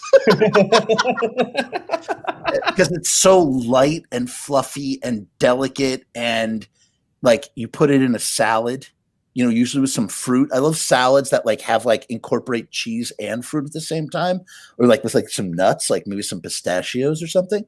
Really, really fun. That would be cheese number 2. And then cheese number 3, mild cheddar, baby. Mild cheddar. And it's like, what? Mild cheddar? Yeah, mild cheddar. You know why? Talk about plain. Yeah, that's as plain Jane as it gets. But I love a good, and maybe it's just like super white of me to say this, but like I just love a good mild cheddar, like cheddar, just like grilled cheese, like a cheddar grilled cheese with like a tomato soup, with some basil in it, or like absolutely, man, or quesadilla, like such a simple, I chose cheddar too. I mean, yeah, I can. I went for the more extreme, but All right, I'm going to give you a 4th cheese. Just you get the 4th cheese. What's a 4th cheese? A 4th cheese. Yeah, I'm going to give you a 4th cheese. Oh man. What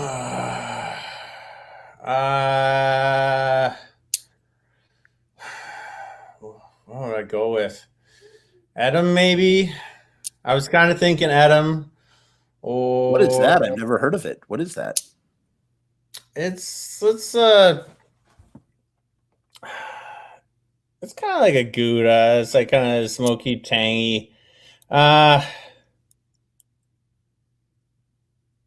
Maybe goat's cheese. Oh my, fuck me, man! I totally forgot about goat cheese. I love goat cheese. Because you're talking about salads, and that is the best to put on a salad. You got a salad. You put some, spinach, maybe some pumpkin seeds, and some goat's cheese. Oh, dude, bomb. That is bomb. Dude, goat cheese medallions. Like, I just want to pop them like popcorn. Okay. Yeah. Wow. Okay. I guess I would take that as a 4th cheese as well. And the thing is about goat cheese is that you can have, all right, Loki's saying, how can you have pizza without mozzarella? Loki, I don't know if you heard me, buddy, but I didn't just say mozzarella. I said buffalo mozzarella. And Loki's from New Jersey. And if you don't know what buffalo mozzarella is, or Loki, how about burrata on top of a pizza? You ever had burrata on a pizza? It's like the food equivalent of coming, I think. Like, not to get weird here, but like we've been weird. We've been talking about, all sorts of crazy knickknacks. It's phenomenal. So I don't know what you're talking about. But yeah, you can do, so goat cheese is, once again, goat cheese sort of, it's like a dynamic thing as well, where it's like kind of bitter, right? Which is what you like. You said you like bitter things, but you add a sweet element. You add honey, you add like some sort of fruit glaze or balsamic reduction. Loki left when we started talking about it. Well, sorry, Loki. I'm so sorry. We're boring you. Okay. All right. How about this then? I see you're a Misfits fan. You got the Misfits hat. By the way, did you see them? Did you see them live? Have you seen them live? No. We were on tour with Michael at the time. This hat was a gift from Nimvent himself. He saw them in Seattle. Was he? I'll have to ask him about that. Was he? He was all about it. He loved it. It was great for him. Yeah, he thought it was fucking slaughtering. Yeah, that's awesome. Okay, how about this? Forget about the Misfits. Give me your top 5 desert island albums. I want 5 albums. The only albums you can listen to for the rest of your life on this desert island. It's just you. It's the classic setup. It's like the sandy. I'm gonna describe this island while Howie thinks, because I don't want to just put him on the spot. It's like a sandy bar, right? Like your classic island. It's got a big rock. It's got the palm tree with it's got some coconuts. So that's how Howie eats. He eats and he drinks beer out of the coconuts, because he brews his own beer. He brews seaweed beer. He pulls the seaweed out of the sea. He makes seaweed beer, and he eats coconut meat. And the only thing that he has on this island that he's done with these coconuts, like Gilligan's Island, he made himself a coconut turntable, and he found a genie lamp. And the genie says, "I'm a rock and roll genie, but I'm only going to grant you 5 albums to listen to for the rest of your life on this rock. What are they going to be?"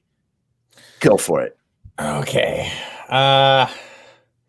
This is really tough for me because I listen to a shit ton of music over so many genres, but I think I'm gonna have to revert back to like when I get like really drunk, and like you're kind of like end of the night, you're wasted, and you want to listen to music. What do you want listening to? What's in your heart of hearts when it comes to music? So for me, I'm a huge Iron Maiden fan, so I'd probably say their second album, Killers, is an awesome one. Power Slave. Probably throw Static Age in there. Nice. What else? Here's a curveball. The very first record I ever got when I was a kid was Melancholy and the Infinite Sadness by Smash. That's awesome. Yeah, cool. So let's throw that one in there. I dig that. I got one left, eh? Fuck, what do I use? You got one left. I'm gonna go with Slayer Divine Intervention. I know it's not even like considered a good Slayer album, but it was an album that was instrumental to me. And so it's kind of like has a special spot in my heart. So we got some heavy stuff, some punky stuff, and some emotionally stuff to go all throughout. It's all pretty rocky too, actually. It's all yeah. Okay. All right. I'm going to go now. All right. Ready? Mm-hmm. Number one on that list, the motherfucking Beatles White Album. Double album, just chock full of eclectic sonic wonders. Like you get everything on the White Album. It takes forever to listen to. It's what is it like? It's like 180 minutes of music, I think. It is a long, or no, that's such an exaggeration. Probably about 160 minutes. I don't know. It's a long motherfucking album. Maybe it's 120 minutes, actually. I'm really overshooting this. So I would do the White Album, number one. And you got a little bit of everything on there. Number two, I'm going to do Pixies, Doolittle. Because that is a record. I've probably listened to it 300 or 400 times. I never get sick of listening to that record. That record means so much to me.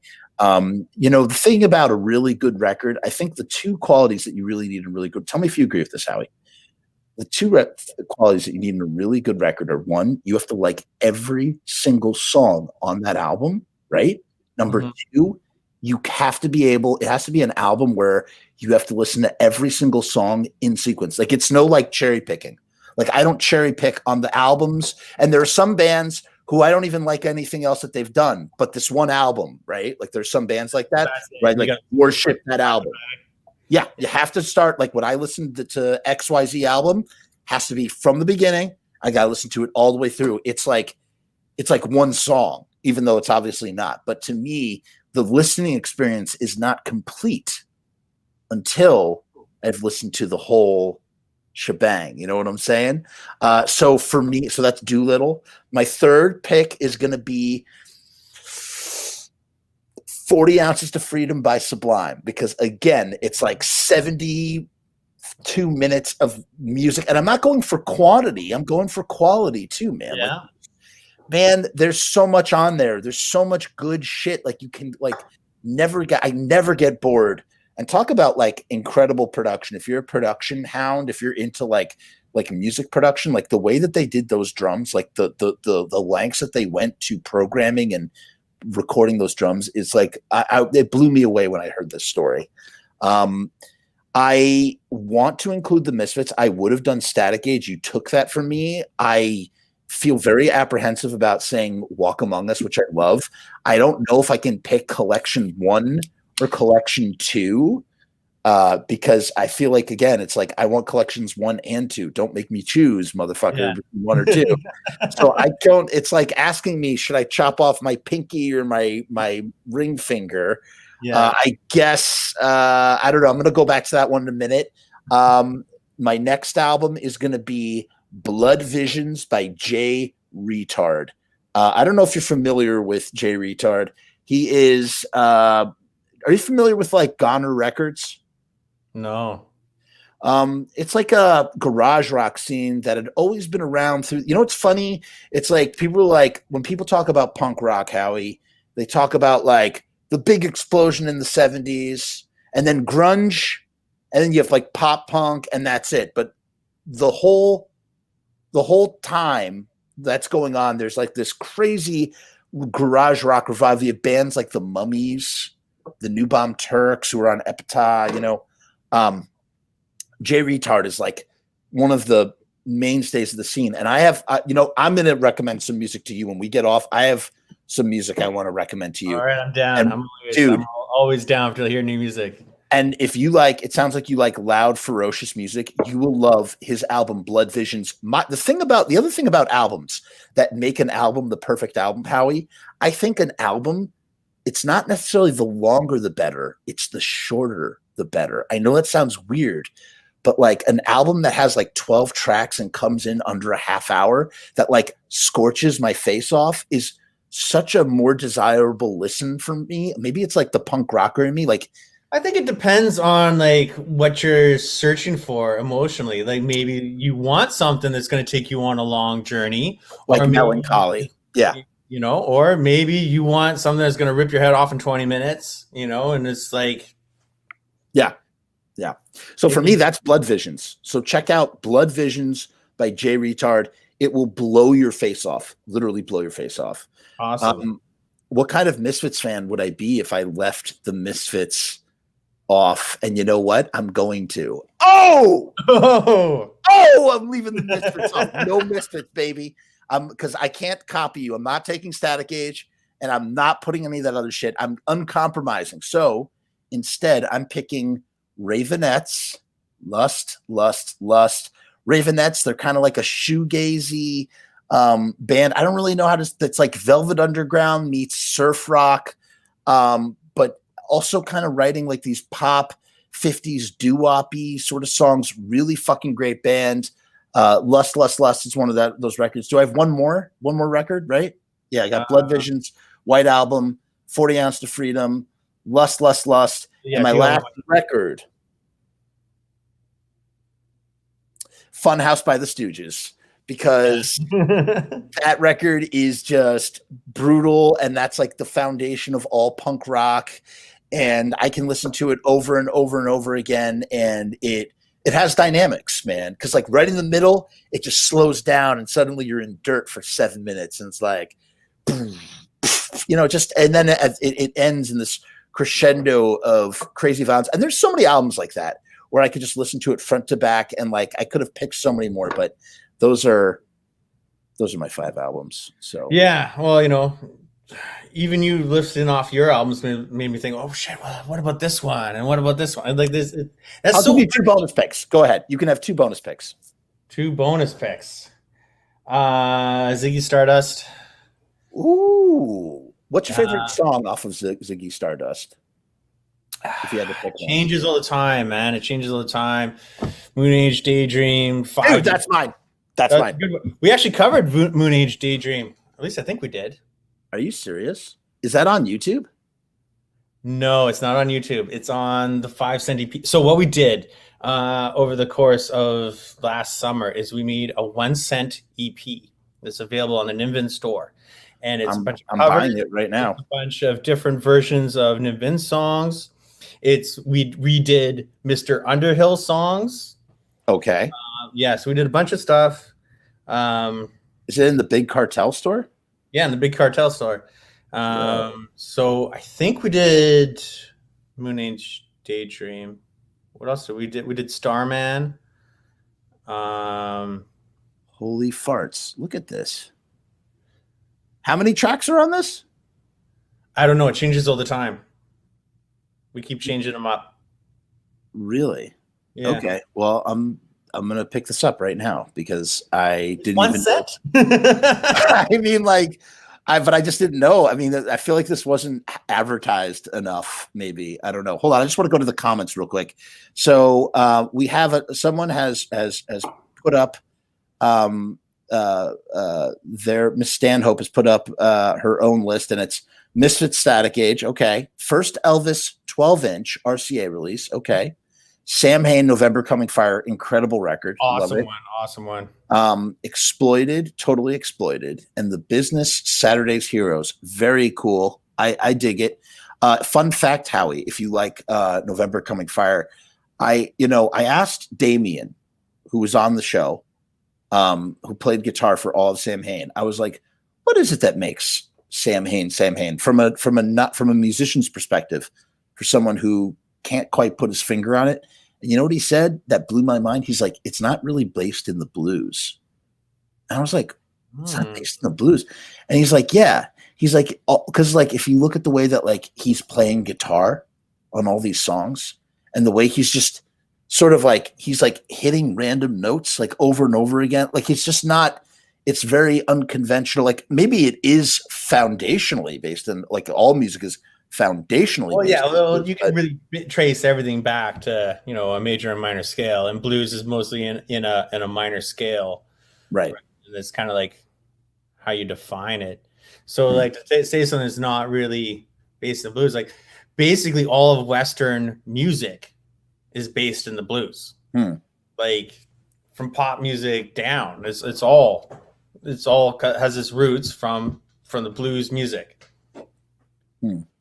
Yeah, I don't know. It was just the way that he put it, though. He said something like that, and it just kind of blew my mind because it really made me think. Like, makes me want to give it another listen with a critical ear now. And do it. I would very much, because it sounds like you really know your music shit. I would very much love to hear your thoughts on that at some point in the future. You can message me. Carlos really Loki doesn't like that I keep saying the word pinky at all. He says I can't say this word anymore, and that I'm canceled. So,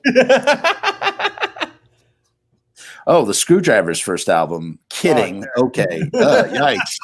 Ventures, their first 15 albums, and all the 70s and 80s Motorhead albums. Are you a Motorhead guy, Howie? Uh-oh. What is he? This leg? Oh, no, it's not. This one. He doesn't even know which leg. I'm wearing Motorhead socks. Okay. And. Yeah. Okay. All right. Shit. Too old for this. Too cool. Fuck. You're not seeing it. Okay.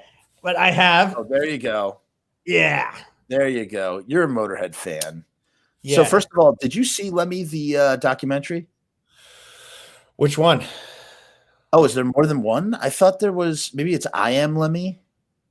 I haven't seen that one. I saw the one that was Lemmy, 49% motherfucker, 51% son of a bitch. Okay, I've never seen that one. Gotta check that out. Yeah, there's a lot of documentaries on Motorhead and Lemmy. I think that one was done by Dave Grohl, or at least he's heavily involved in it. I am not a Motorhead fan, but not because I don't like them. I just, it's just I've just never dived into Motorhead, but I have great admiration and respect for who they are and what they are, in the same way that I do for Bob Dylan, who I don't listen to at all. And but that documentary is great because the cult of Lemmy, like his personality, like it's like a character study. It's like a human interest story into Lemmy's life. I found it very interesting, just about like his whole existence and whatnot. I don't know if you're very familiar, but must be. Not with the documentary you're talking about, I Am Lemmy, but yeah, I've heard that like from the other stuff I've seen that he's kind of like a caricature, but he's like also a genuine like super nice guy. Yeah. Oh yeah. And like super relentless, and like that's probably like okay. So there are a lot of like I like the 70s Motorhead. When Motorhead became a 4-piece, I stopped. I don't give a shit about that. And then when they came back, why is that? Explain to me why. Why don't you like Motorhead as a 4-piece? Like the songs, they're just not. It's not, has nothing to do with the personnel or how many guitars. It was two. They had guitars. Yeah, I just didn't like the songs, and then later it kind of seemed it was like late 90s, early 2000s. They came back and they were just hammering, and it was just great. But one thing is like how relentless they are. So basically, Lemmy's always said that like the reason why they were successful is they just never gave up. They just like fuck it, we're just gonna keep going. And this became my mantra. I'm not giving up. I'm just going to keep going. So Perseverance, baby. Yeah. Perseverance, man. It is admirable, man. He as he said, he kept going and kept going. I remember there was a funny joke about how he like finally had to give up. He had to switch from Jack to vodka or something. Oh yeah, for health reasons. Like I'm laying off the Jack, just vodka and orange juice for me now. No more Jack and Coke or some nonsense like that. I liked. Here's this little sappy thing. So they in the documentary that I was talking about, the 49%, whatever. They go to his apartment in LA. Yeah. And his son's there, and they're like talking about all of his Nazi memorabilia, all his collectible stuff. Yeah. They're like, okay, well, out of all the stuff that you have here in your apartment, what is your favorite? What's your most treasured thing? He's like, my son. Yeah. Oh. No. Oh my God. That is no. You have absolutely seen. That's I Am Lemmy. I think that's I Am Lemmy. Because I never saw a documentary with the percentages, but he absolutely says that in I Am Lemmy. That's the thing. He says my son, because his son was estranged. He was estranged from his son. He didn't know. Yeah, they didn't really know each other because the mother didn't want him to know him. And then all of a sudden, it's like, hey, your dad is Lemmy. It's like what an earth-shaking prospect that is. You know. Yeah. I don't even know if his son was into Motorhead or new Motorhead before they had met. I don't know. His son was like a metalhead, so probably. Yeah, I mean, like, the guy's got like super long hair. That's so crazy to me. Yeah, that's so crazy to me. You know what's funny? I knew this girl 10 years ago. Nice girl. Whatever. One day, I start to see she's engaged. She's engaged to someone. Whatever. Didn't really think much of it. And then someone messages me and it's like, dude, you know who she's engaged to? You know who she's gonna marry? And I'm like, who? She's like, Nicolas Cage's son. And I'm like, what? I'm like, oh my God, she's gonna be royalty. Like I love Nicolas Cage, huge Nicolas Cage fan. And then one day, like she got married, and then they're in the pictures, like right on Facebook, like just uploads. Is Nicolas motherfucking Cage like in the background? Bam. Awesome. I'm like, dude. I'm like, that's so cool. And they had twins. So she is the mother of Nicolas Cage's grandchildren. Is that like not the most insane? I don't know. It just kind of blows my mind. And then it's like so surreal. So surreal, like that sort of degree of separation. Like imagine being Paul McCartney's grandkid, right? Like he's got like 4 grandkids, I think, and like I don't know how many great grandchildren. Just imagine like just walking down the street. And it's just like you're the heir to the $1 billion McCartney, conglomerate, and your grandfather was a Beatle. Like, from the biggest band of all time. Fuck, dude. And like, probably like I think the best songwriter in that band. So, so Paul you think Paul is a better songwriter than John? Dude, I'm totally Paul guy. Listen, I'm a Paul guy too, like crazy. By the way, if you go on YouTube, you can find someone isolated the bass tracks of Abbey Road. And so you could just hear the bass. And here's the funniest part about those later Beatle albums and stuff. 2 things that are hilarious. One, the dude never repeats himself ever when he's playing bass. Like he does not repeat himself. Like, like bass is rhythm, right? So how the fuck are you not going to repeat yourself? Dude doesn't repeat. 2, like even on George Harrison songs, like you listen to just the bass, the isolated bass, he's written a completely different song underneath. He's a monster bass player. And actually, we're losing you, Howie. Oh shit! Is that you or me? I can't tell. No, I can't. Well, we're back now. It could be either. Okay. My internet here has been. I'll take the blame. I'll take the blame, Howie. I'm sorry. Well, we can do 50-50. Let's do 50-50. Oh, dude. So nice of you. Yeah. But McCartney, I think like when he's not singing, he can do more crazy bass lines. And then like he's actually revered in the bass community as a phenomenal melodic bass player.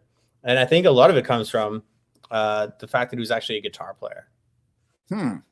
So a bass player who like just like starts off and their bass is their primary instrument, and you know they want to be a bass player. I think they're more about just holding down the groove, keeping the pocket, whatever. Whereas like if you get guitar players who transition to bass, I find that sometimes they come up with interesting things. That's a whole lot of the Nim Vinge stuff is because Robbie was a guitar player. It was forced by Chris to, hey, you know, take 2 strings off. You're playing bass now. It's actually what happened to me too. And so then you just end up writing kind of like what would normally be maybe guitar lines. Right. And so that's what Lemmy's doing too. Yeah. Lemmy's going like this. You know, he's doing the yeah, so yeah, with Lemmy, he always kind of considered himself more of like a rhythm guitar player more than a bass player. So I mean, he even did that band. What were they called? Something Cat. Yeah, something Rockabilly band. So he's and he, you know, live he'd play his Rickenbacker. Yeah, and there'd be an upright bass, and on the records he's playing a fucking acoustic guitar, and it's like there's still another bass there. So it's wow. Yeah. Yeah, dude, Paul McCartney doesn't get enough. I know he's in the biggest band in the world. I know he's the greatest musician in the world, but nobody thinks of him for his bass playing and his approach. I'm sorry? Except for bass players. Bass players love him. He's like he's in, if there's a top 3, he's in it. It'd be like him, James Jamerson, who did all like the Motown stuff. Really renowned. And then I don't know who you'd have as the third. You know what's interesting though about the bass? It's always like second fiddle. Not second fiddle is still the wrong word. I'm sorry, because it's like components of a thing. I don't want to say second fiddle. What I really mean to say is bass sort of, as you said, bass holds down the pocket. It's rhythm. It is doing the rhythm with the drums and the bass in the rhythm section. But reggae is this weird anomaly where the bass is actually like up front and is actually leading everything. And the guitar, like ska, is doing the rhythm. Yeah. Well, in all music, I find the bass does control the song, and what the bass does changes the feel of the song all in all. So yeah, it can even more so than the drums. Well, yeah, I think so, because you're basically the glue between the drums and the guitar, right? So you can control what's going on, and like how you play with the drums. Are you behind the drums? Are you ahead of the drums? You know, how are you interacting with the guitar? You can totally control the song and how it feels. You know, is it an aggressive song? Is it a laid back song? All that stuff can be controlled by the bass, which is one of the things that like really drew me to it. Because like I started off as a guitar player, and I'm not such a great guitar player anymore, but for a while there, I was pretty fucking good. Don't mean to. Well, actually, that sounds pretty douchey to say now. No. But I think everybody knows. If you listen to earlier in this episode, Howie is expressed incredible humility without even trying to. So you could say that. It's okay. Well, I think that's fine. But yeah, so there it wasn't, you know, I didn't gravitate to the bass because it was like a lot of people think that maybe the bass is the easier instrument, or you know, like, or it's, I didn't gravitate it, you know, or like, you know, it's not about being like shoved in a corner. It's just, I think it's just, yeah, you have more control, and it's like something about having a groove, man. It's so much fun. Just like really like getting tight with the drummer, and especially when you play with like, I've been really lucky that I've played with awesome drummers, and I think they actually make me sound as a better drummer or a bass player than I am. Like interacts with Tony. Oh, well, just like they make it easy for you to like. It's like with the rhythm section, it's kind of like a dance, like you're tangoing with the other person, right? So it's like the interaction can be easier when they give you more space to do it, or they can lead you in certain ways. Tony's a really expressive drummer, so he was really like it was awesome. With his playing, I knew immediately what to do. And Adam's the exact same way, and it's awesome. And it just makes it like a real treat to play with people like that, of like that caliber. Where it's like, yes, and I get to smash more. Let me ask you this: is it true? Like, how important is chemistry in a band? Oh, it's massive. So a band it's like dating, how many people in the band at the same time. It's, I know you've heard that this is a cliche, but it's the same time. So if you're in a 5-piece band, it's like dating 4 people at the same time. Wow. And it's like, I think that's one of the reasons why bands with their family work out really well. Cause like when you're family, you kind of have like a little intuition with them. I used to play in a band with my brother, and it's like, we could kind of tell what the other person was going to do before they did it. And I think that's kind of like the same thing with, the Vind family, with Adam's family. I know Loki played in a band with his brother. I'm sure it was the same thing. And so like, it's like chemistry is super important. It's just like when you can feed off someone, you get like that energy. It's massive. And it's, you can really feel when you got something special. And, I noticed that, with playing with Adam for sure, playing with Loki too. Playing with Loki rules. I'm not just saying that because he's watching. Loki wants the origin story of the Howie stomp. I don't know. That was incredibly anticlimactic. I thought Howie was going to go, whoa, the Howie stomp. We're going to hear about the legendary Howie stomp. So basically forever, I've just been flailing around on stage, and like some things stuck, some things didn't work out. Like they looked lame or they felt lame. The stomp was an easy one to do, where I just lift one leg really high up and hammer down on the stage. Playing with Loki is awesome because he does it with me, and so like we'll just time it together and just maybe we'll throw a jump in there too, and just like on YouTube. I want to see that. What is that like? If I search one of the Graves tours, or whatever, I'll find that. Yeah. I think you'll probably find that with some Graves stuff. Cool. I don't know if we were doing that with Ghouls. Maybe we weren't at that point yet. But yeah. I don't know. It's just trial and error, and just me flailing around like an idiot. Trying to find your Loki. I don't know if you were here before. I said that because Howie is Canadian, that he should be. If Adam's name is the Juggernaut, then why can't Howie be the bass enforcer? Because of the hockey connection. I don't know. I just think he says he misses the applause. That's some sort of inside tour joke. Explain that one. That's an inside thing. So if anyone's been to a Michael Graves show, they know that right before the encore, Michael likes to have a little speech and talk to the audience. The bass goon. Yeah, that works. I like the bass goon.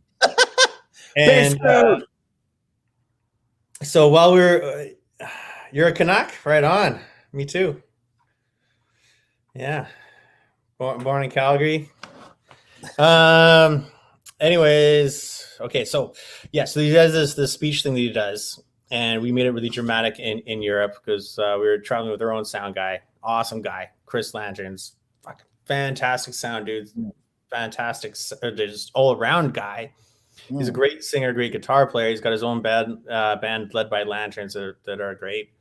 But anyway, so we had like this dramatic speech, and at one point, Mike would be saying something about an angel being cast down from the heavens like lightning, and then Adam would hit his snare drum, blah!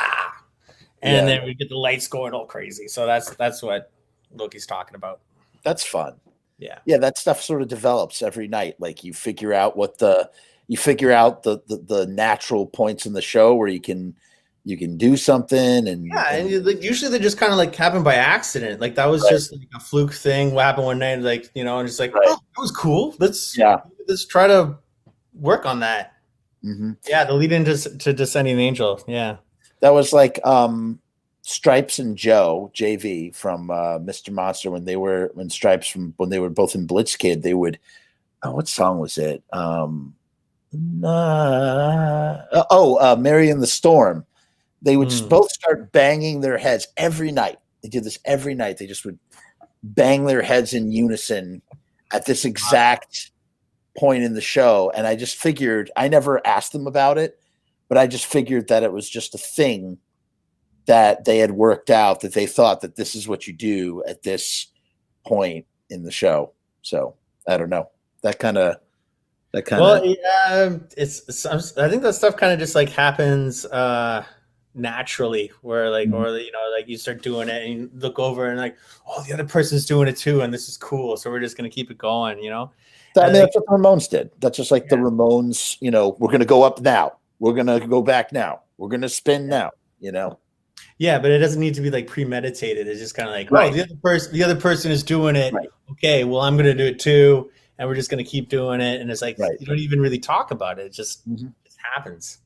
Yeah, it's pretty, I think it's what it's like? It's chaos magic, which is kind of like the thing that Paris from the Cro-Mags was talking about. Like, it's like you find magic in the chaos of something. And then that is how, like, especially in like, if it's like a creative endeavor, Do you do anything else besides play bass? Are you like an artist or anything? I feel like you illustrate. You just something about your persona seem. No, I don't illustrate. Creatively, I play guitar, I play bass, give it all for music. That's it. Yeah, that's my cool. My little brother's an artist. My little brother is an artist. Yeah. What is he? What kind of art is he into? Is he doing like paintings or comics or sketching? It's all like pencil work. Nice. Yeah, and not really like comics or anything. It's just sketches. My son, on the other hand, he makes comic books. Really? Yeah, he's had like a serial comic book going for 2 years that like involves like multi dimensions and like stories, and it's really fucking cool. Wait. Okay, so how does he go about this? Does he have like a template, or does he just sort of literally all draw it from his head and just sort of plot it out? I don't know if he has a template, but he definitely plans it all out. Like, really? Yeah. So he's got everything planned out way in advance, and he draws it by hand, or does he sort of like draws it all by hand? Cool. And then like it gets pretty complicated because there's like a lot of like throwbacks to like earlier issues of his comic book, or like I guess like stuff that he planted stuff in like earlier comics that come to fruition like way later on. And it's like, holy crap, kid! It's super gnarly. And he's been doing it for 2 years. Yeah, he's been doing it for 2 years. Yeah, so it's he's got how many issues would you say he has now? It takes him a while to do it. So he's got 24.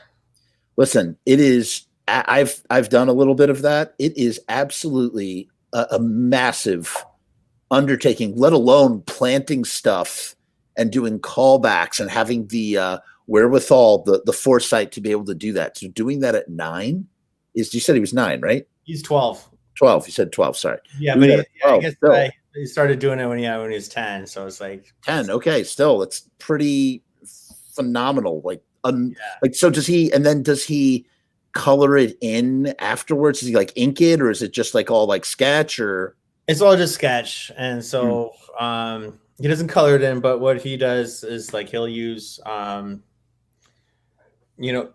some characters will be like pencil, some will be pen and stuff like that.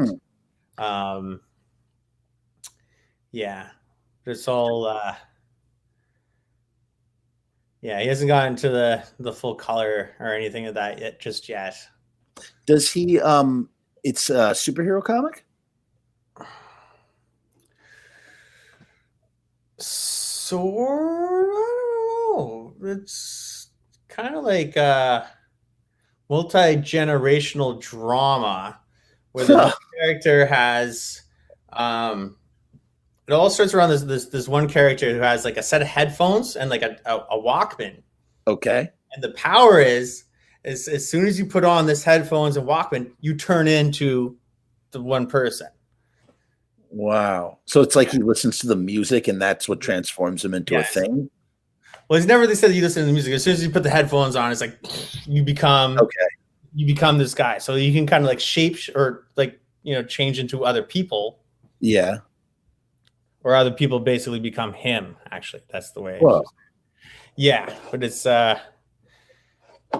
pretty cool. I mean, I gotta say, color me impressed, truly, because that sounds like, I mean, it sounds like and to stick with it for 2 years and to keep doing it sounds like a real passion, not just like some like, BS, like, oh, I'm like into this few seconds, Yeah, no, and he's got, the next year of comics already planned out. So what does he do? Does he write it out and does he actually write that stuff down in like a notebook or something, and then he draws back from it, or does that? I don't know.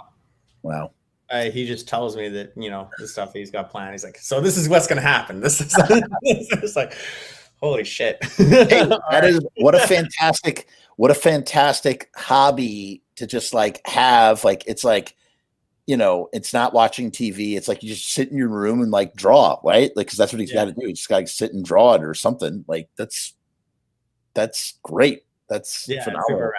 Super rad. Are you into comics at all yourself? And that, or are you just like? I was a little bit when I was younger. Yeah. My older brothers were super into comics. Mm-hmm. My brother TJ, who's 3 years older than me, who taught me how to play guitar. Mm-hmm. I think he still has like all of his comics. Like he was a huge Spider-Man guy. Wow. He's got some collectible stuff and like just boxes and boxes. Like, so me as like a little shit, I would like try to like, sneak in and like read them. Right. And it's like, get your grubby hands off of that. Yeah. So like I tried to like, I wanted to stand out on my own. So I tried to find comics that were a little bit off the beaten path that I could like, kind of find my own interests with that. Mm-hmm. But I grew up in, it was a city, but it was like a smaller city, and it was isolated on an island called Victoria on the like far, like, most western part of Canada. So it was like, it's a lot of stuff's kind of like hard to get. Mm-hmm. So it didn't really work out for me. So it kind of fell away from me. What about music? We're winding down here, by the way. We'll wrap this up soon. Let me ask you this: what about?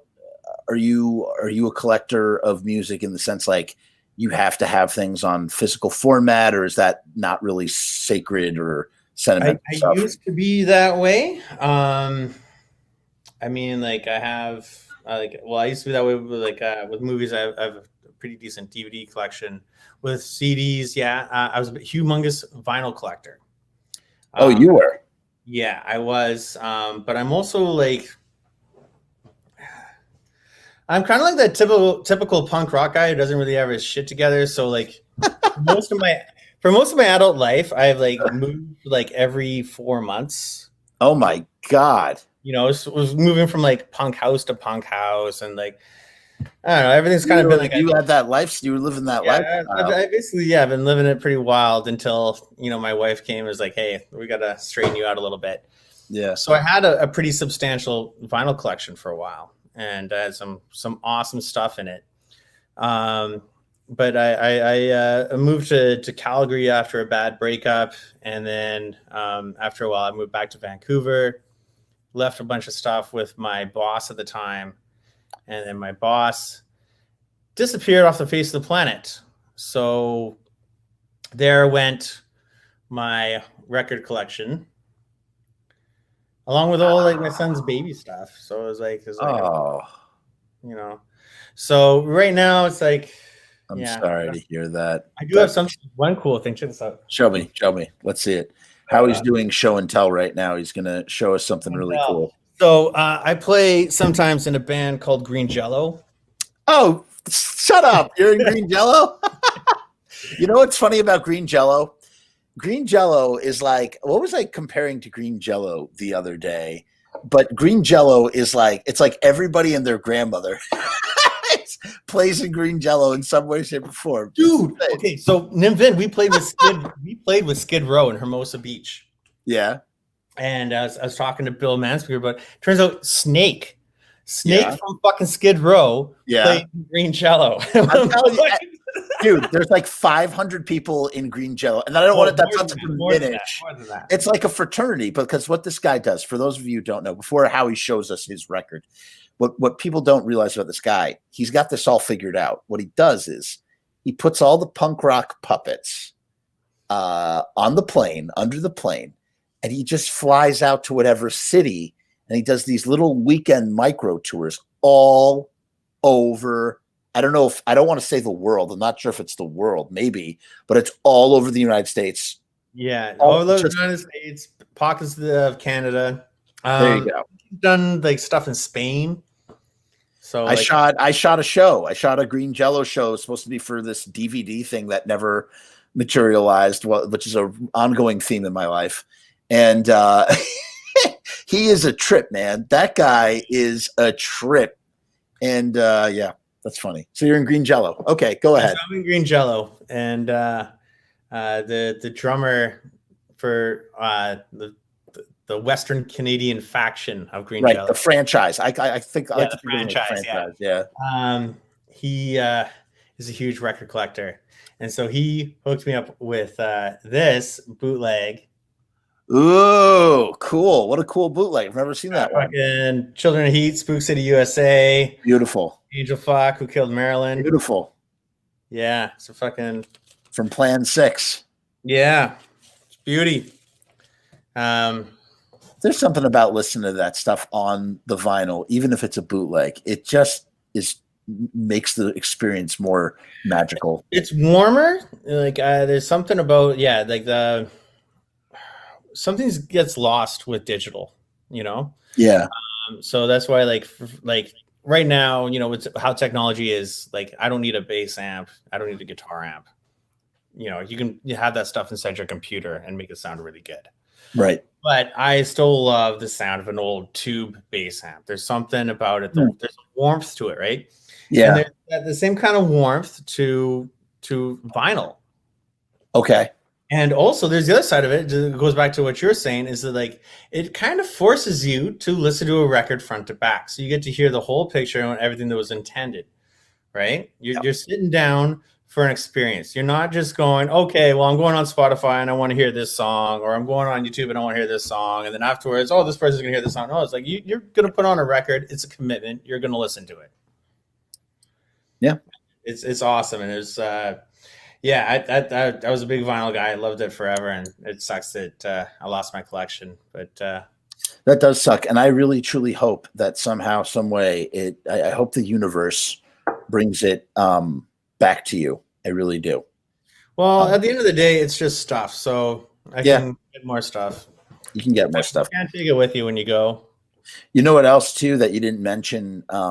That is different to vinyl than any other format is sequencing of side A and side B, where when you listen to it on the vinyl, you are hearing the sequencing because you really have two start points and two end points. You have side A start point, and you have side A end point. You have side B start point, side B end point, and records sometimes flow. Like sometimes albums feel like they start over in the middle of the album, but that's because it was originally a vinyl release. It was never meant to be. It was always meant to be turned.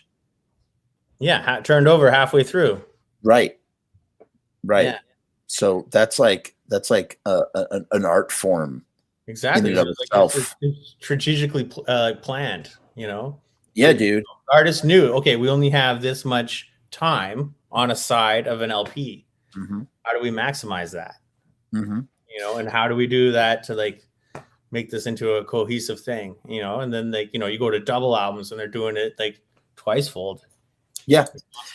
And what's interesting too is there's sort of, and that's the thing about analog formats in general. I'm speaking more from about film than say maybe tape, but I think tape is, you know, even when you're going to tape, from my understanding, correct me if I'm wrong, from my understanding, when you're like laying down like an overdub of like a guitar solo or something, you got like 3 chances to do it, really.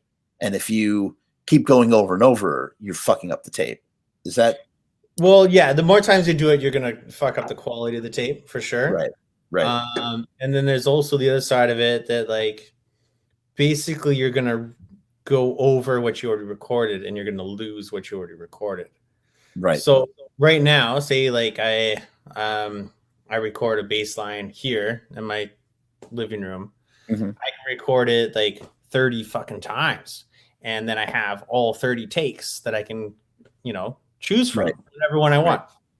There, it's like, okay, well, no, do it, and then okay, I don't like that one. You do it again. You're doing it over the last one. So then, the other one's gone.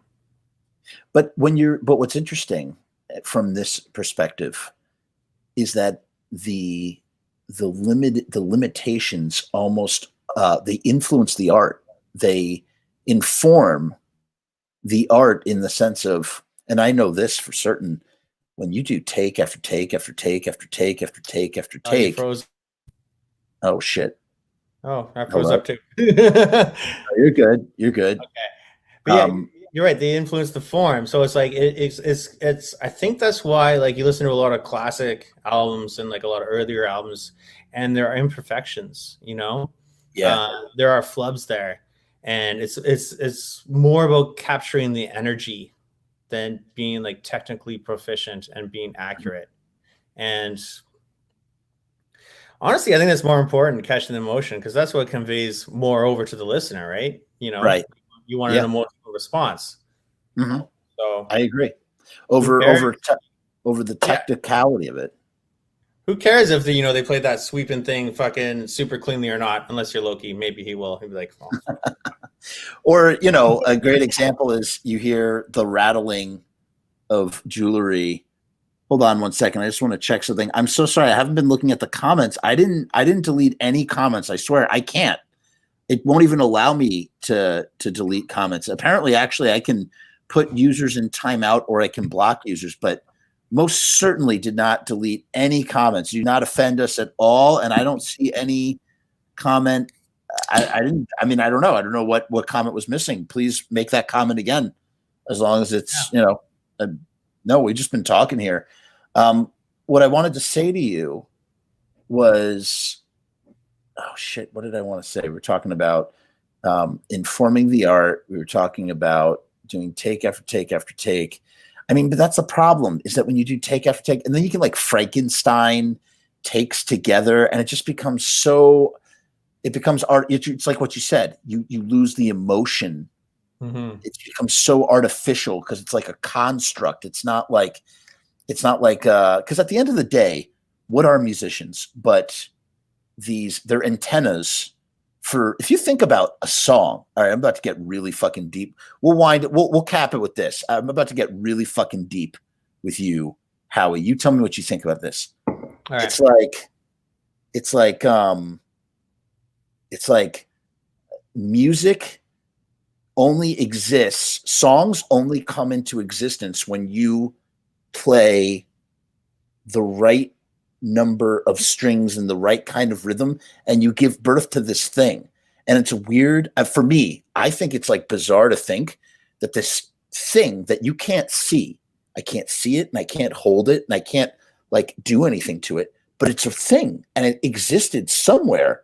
It comes out of nowhere, it materializes, where it's like you guys, you're like an antenna for these songs to come through.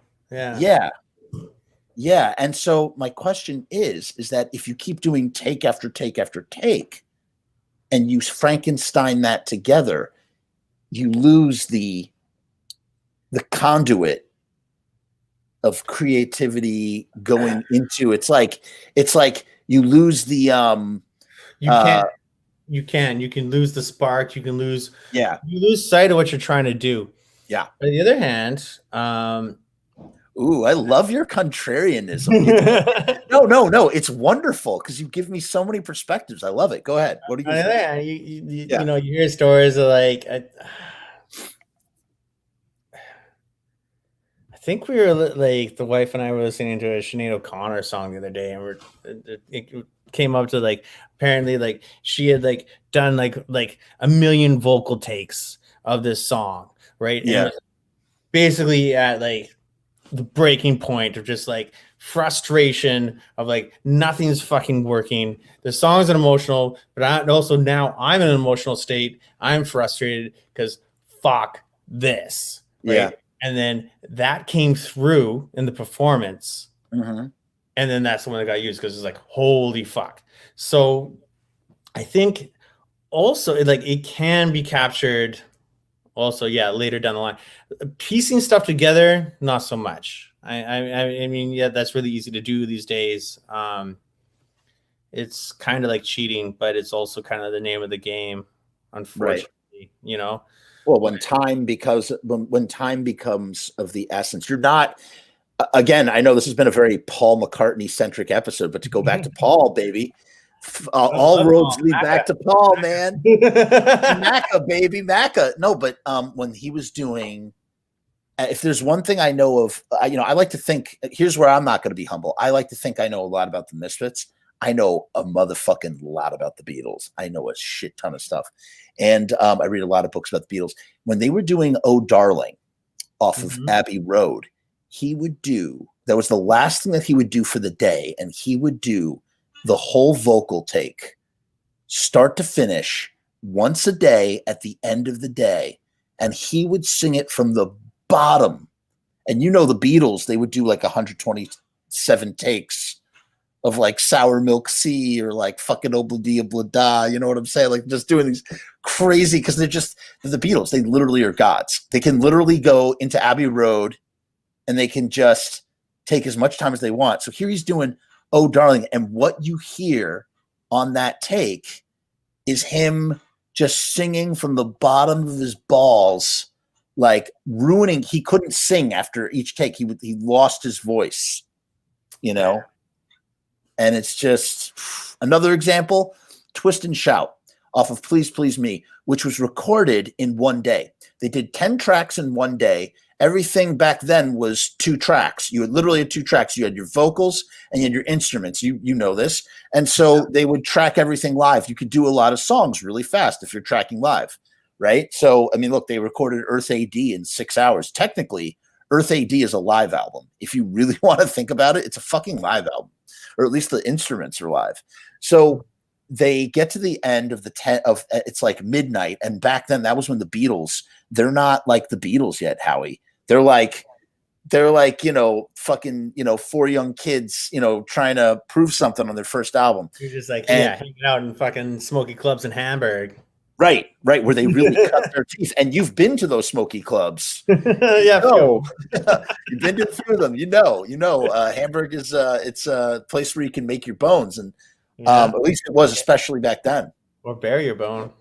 Yeah, well, that. Yes, the Reaper Bond is I never went personally, and I'll tell you, it was just a very interesting location. But in any case, what they were recording is they're recording their live set. "Please Please Me" is literally just a live Beatles set at the time in 1962. John Lennon, while he's doing these songs, is coming down with a terrible fucking cold.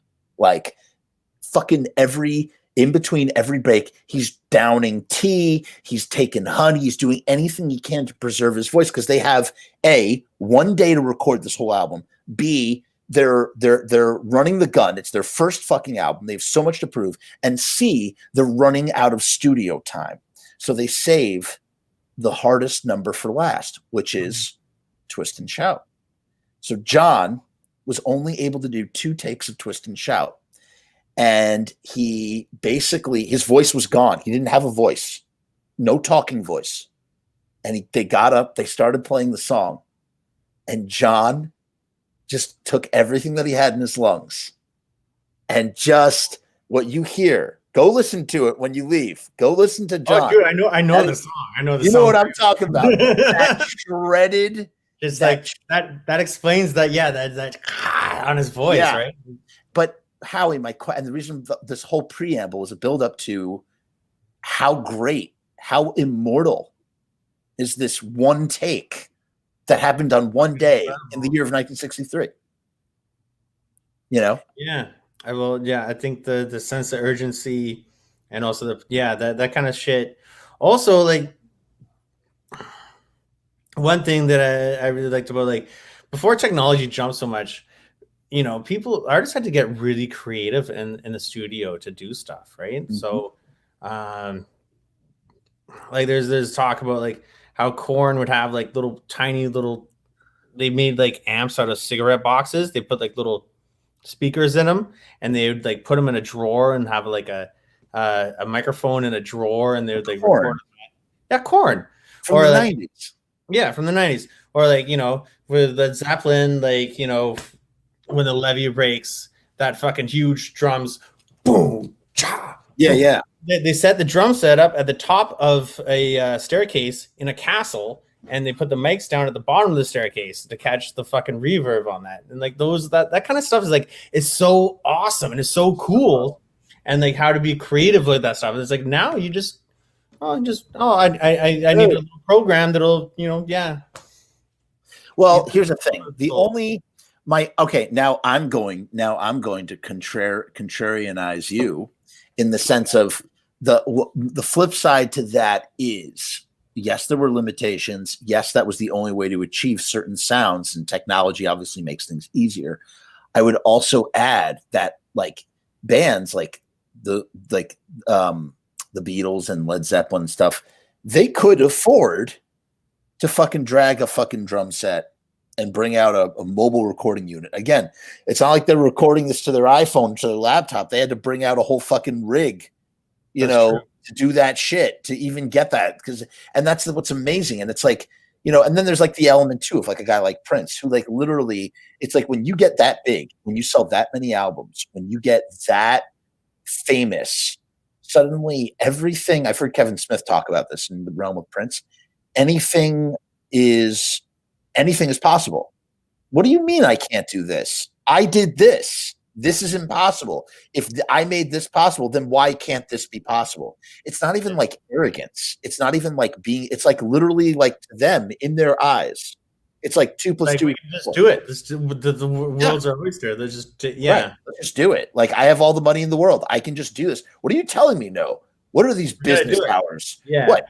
You mean like now? Yeah, that's right. Whereas now, like the reason why there's programmed drums, there's fake drums and stuff is because like people can't afford to rent a recording studio and mic up a drum set and have someone sitting there all day. It's like, so you do the program stuff. That's true, man. It's true. Technology. It's awesome, but it's also a bummer. It's a give and take, man. It's a give and take. And again, like technology is allowing us to speak whatever, like 6,000 miles apart and like have this like conversation. We're having this conversation. So I honestly don't think Nimvind would be anywhere near as big as they were if it weren't for technology. It's true, man. Getting music out and, people like Thorsten from the other, hearing it and signing them to Fiend Force, and all of a sudden taking them over to Europe, where basically the majority of our fan base is. Yeah, dude. Nimvind is not broken into the indie underground American market the way it's broken into the European indie underground market, whatever you want to call it. And yeah, it's interesting. That is an interesting observation, truly. Yeah. So I don't know. Well, I got to tell you, man, this was so much fun. It was so nice to sort of get to know you and like speak to you. And by the way, I got to tell you, I'm really impressed with your son. I think that's so phenomenal that he does that sort of stuff. And I really hope that like, if that's something that he's really into, like passion. Because I got a son too. My son's 5, and I'm always looking to see, like what really, I don't know, like tickles his pickle, man. Like what really like drives him and stuff. And I don't think he's working on it. He's not fully formed yet. He's 5. Yeah, you got to wait a little while.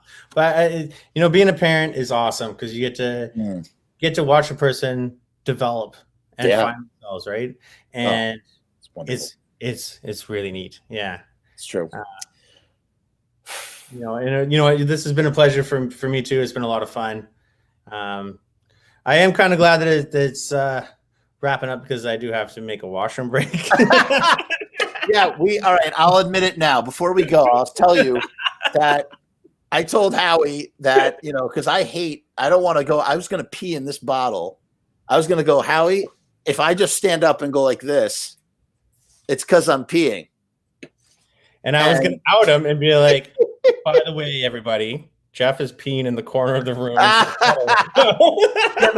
You know what's funny, man? You know what's so funny? Like, and I said to him, I was like, you better go. He's like, you better hope that you go before I go, because if I go before you go and you out me, I'm definitely going to out you. So it was, and neither one of us went. We made it. Yeah, so. We made it the whole way. Listen, I as soon as Nimvind is on the East Coast, I will be there in the front row and would love to, grab a slice or catch up or say hello and stuff. And totally down with that, man. Totally down. Man. Just be well, be safe, and man. So this has been another episode of Pizza Punk. We're going to do the Lodi show tomorrow. Got a lot of stuff coming up, guys. I've been digitizing. Look at this. I didn't even mention this to I know I said we were going to go. We are going to go. We really are. But these are all tapes from my Misfits documentary. I have 100 hours that I'm digitizing, people. You wouldn't believe the unheard treasures that are on these tapes. So many stories about our favorite band. So that I'm actively working on that. Tune in tomorrow. Saturday, we're rehashing Vikings, the final season of Vikings. If you're into that, on the Jeff Show. Thank you so much. Peace and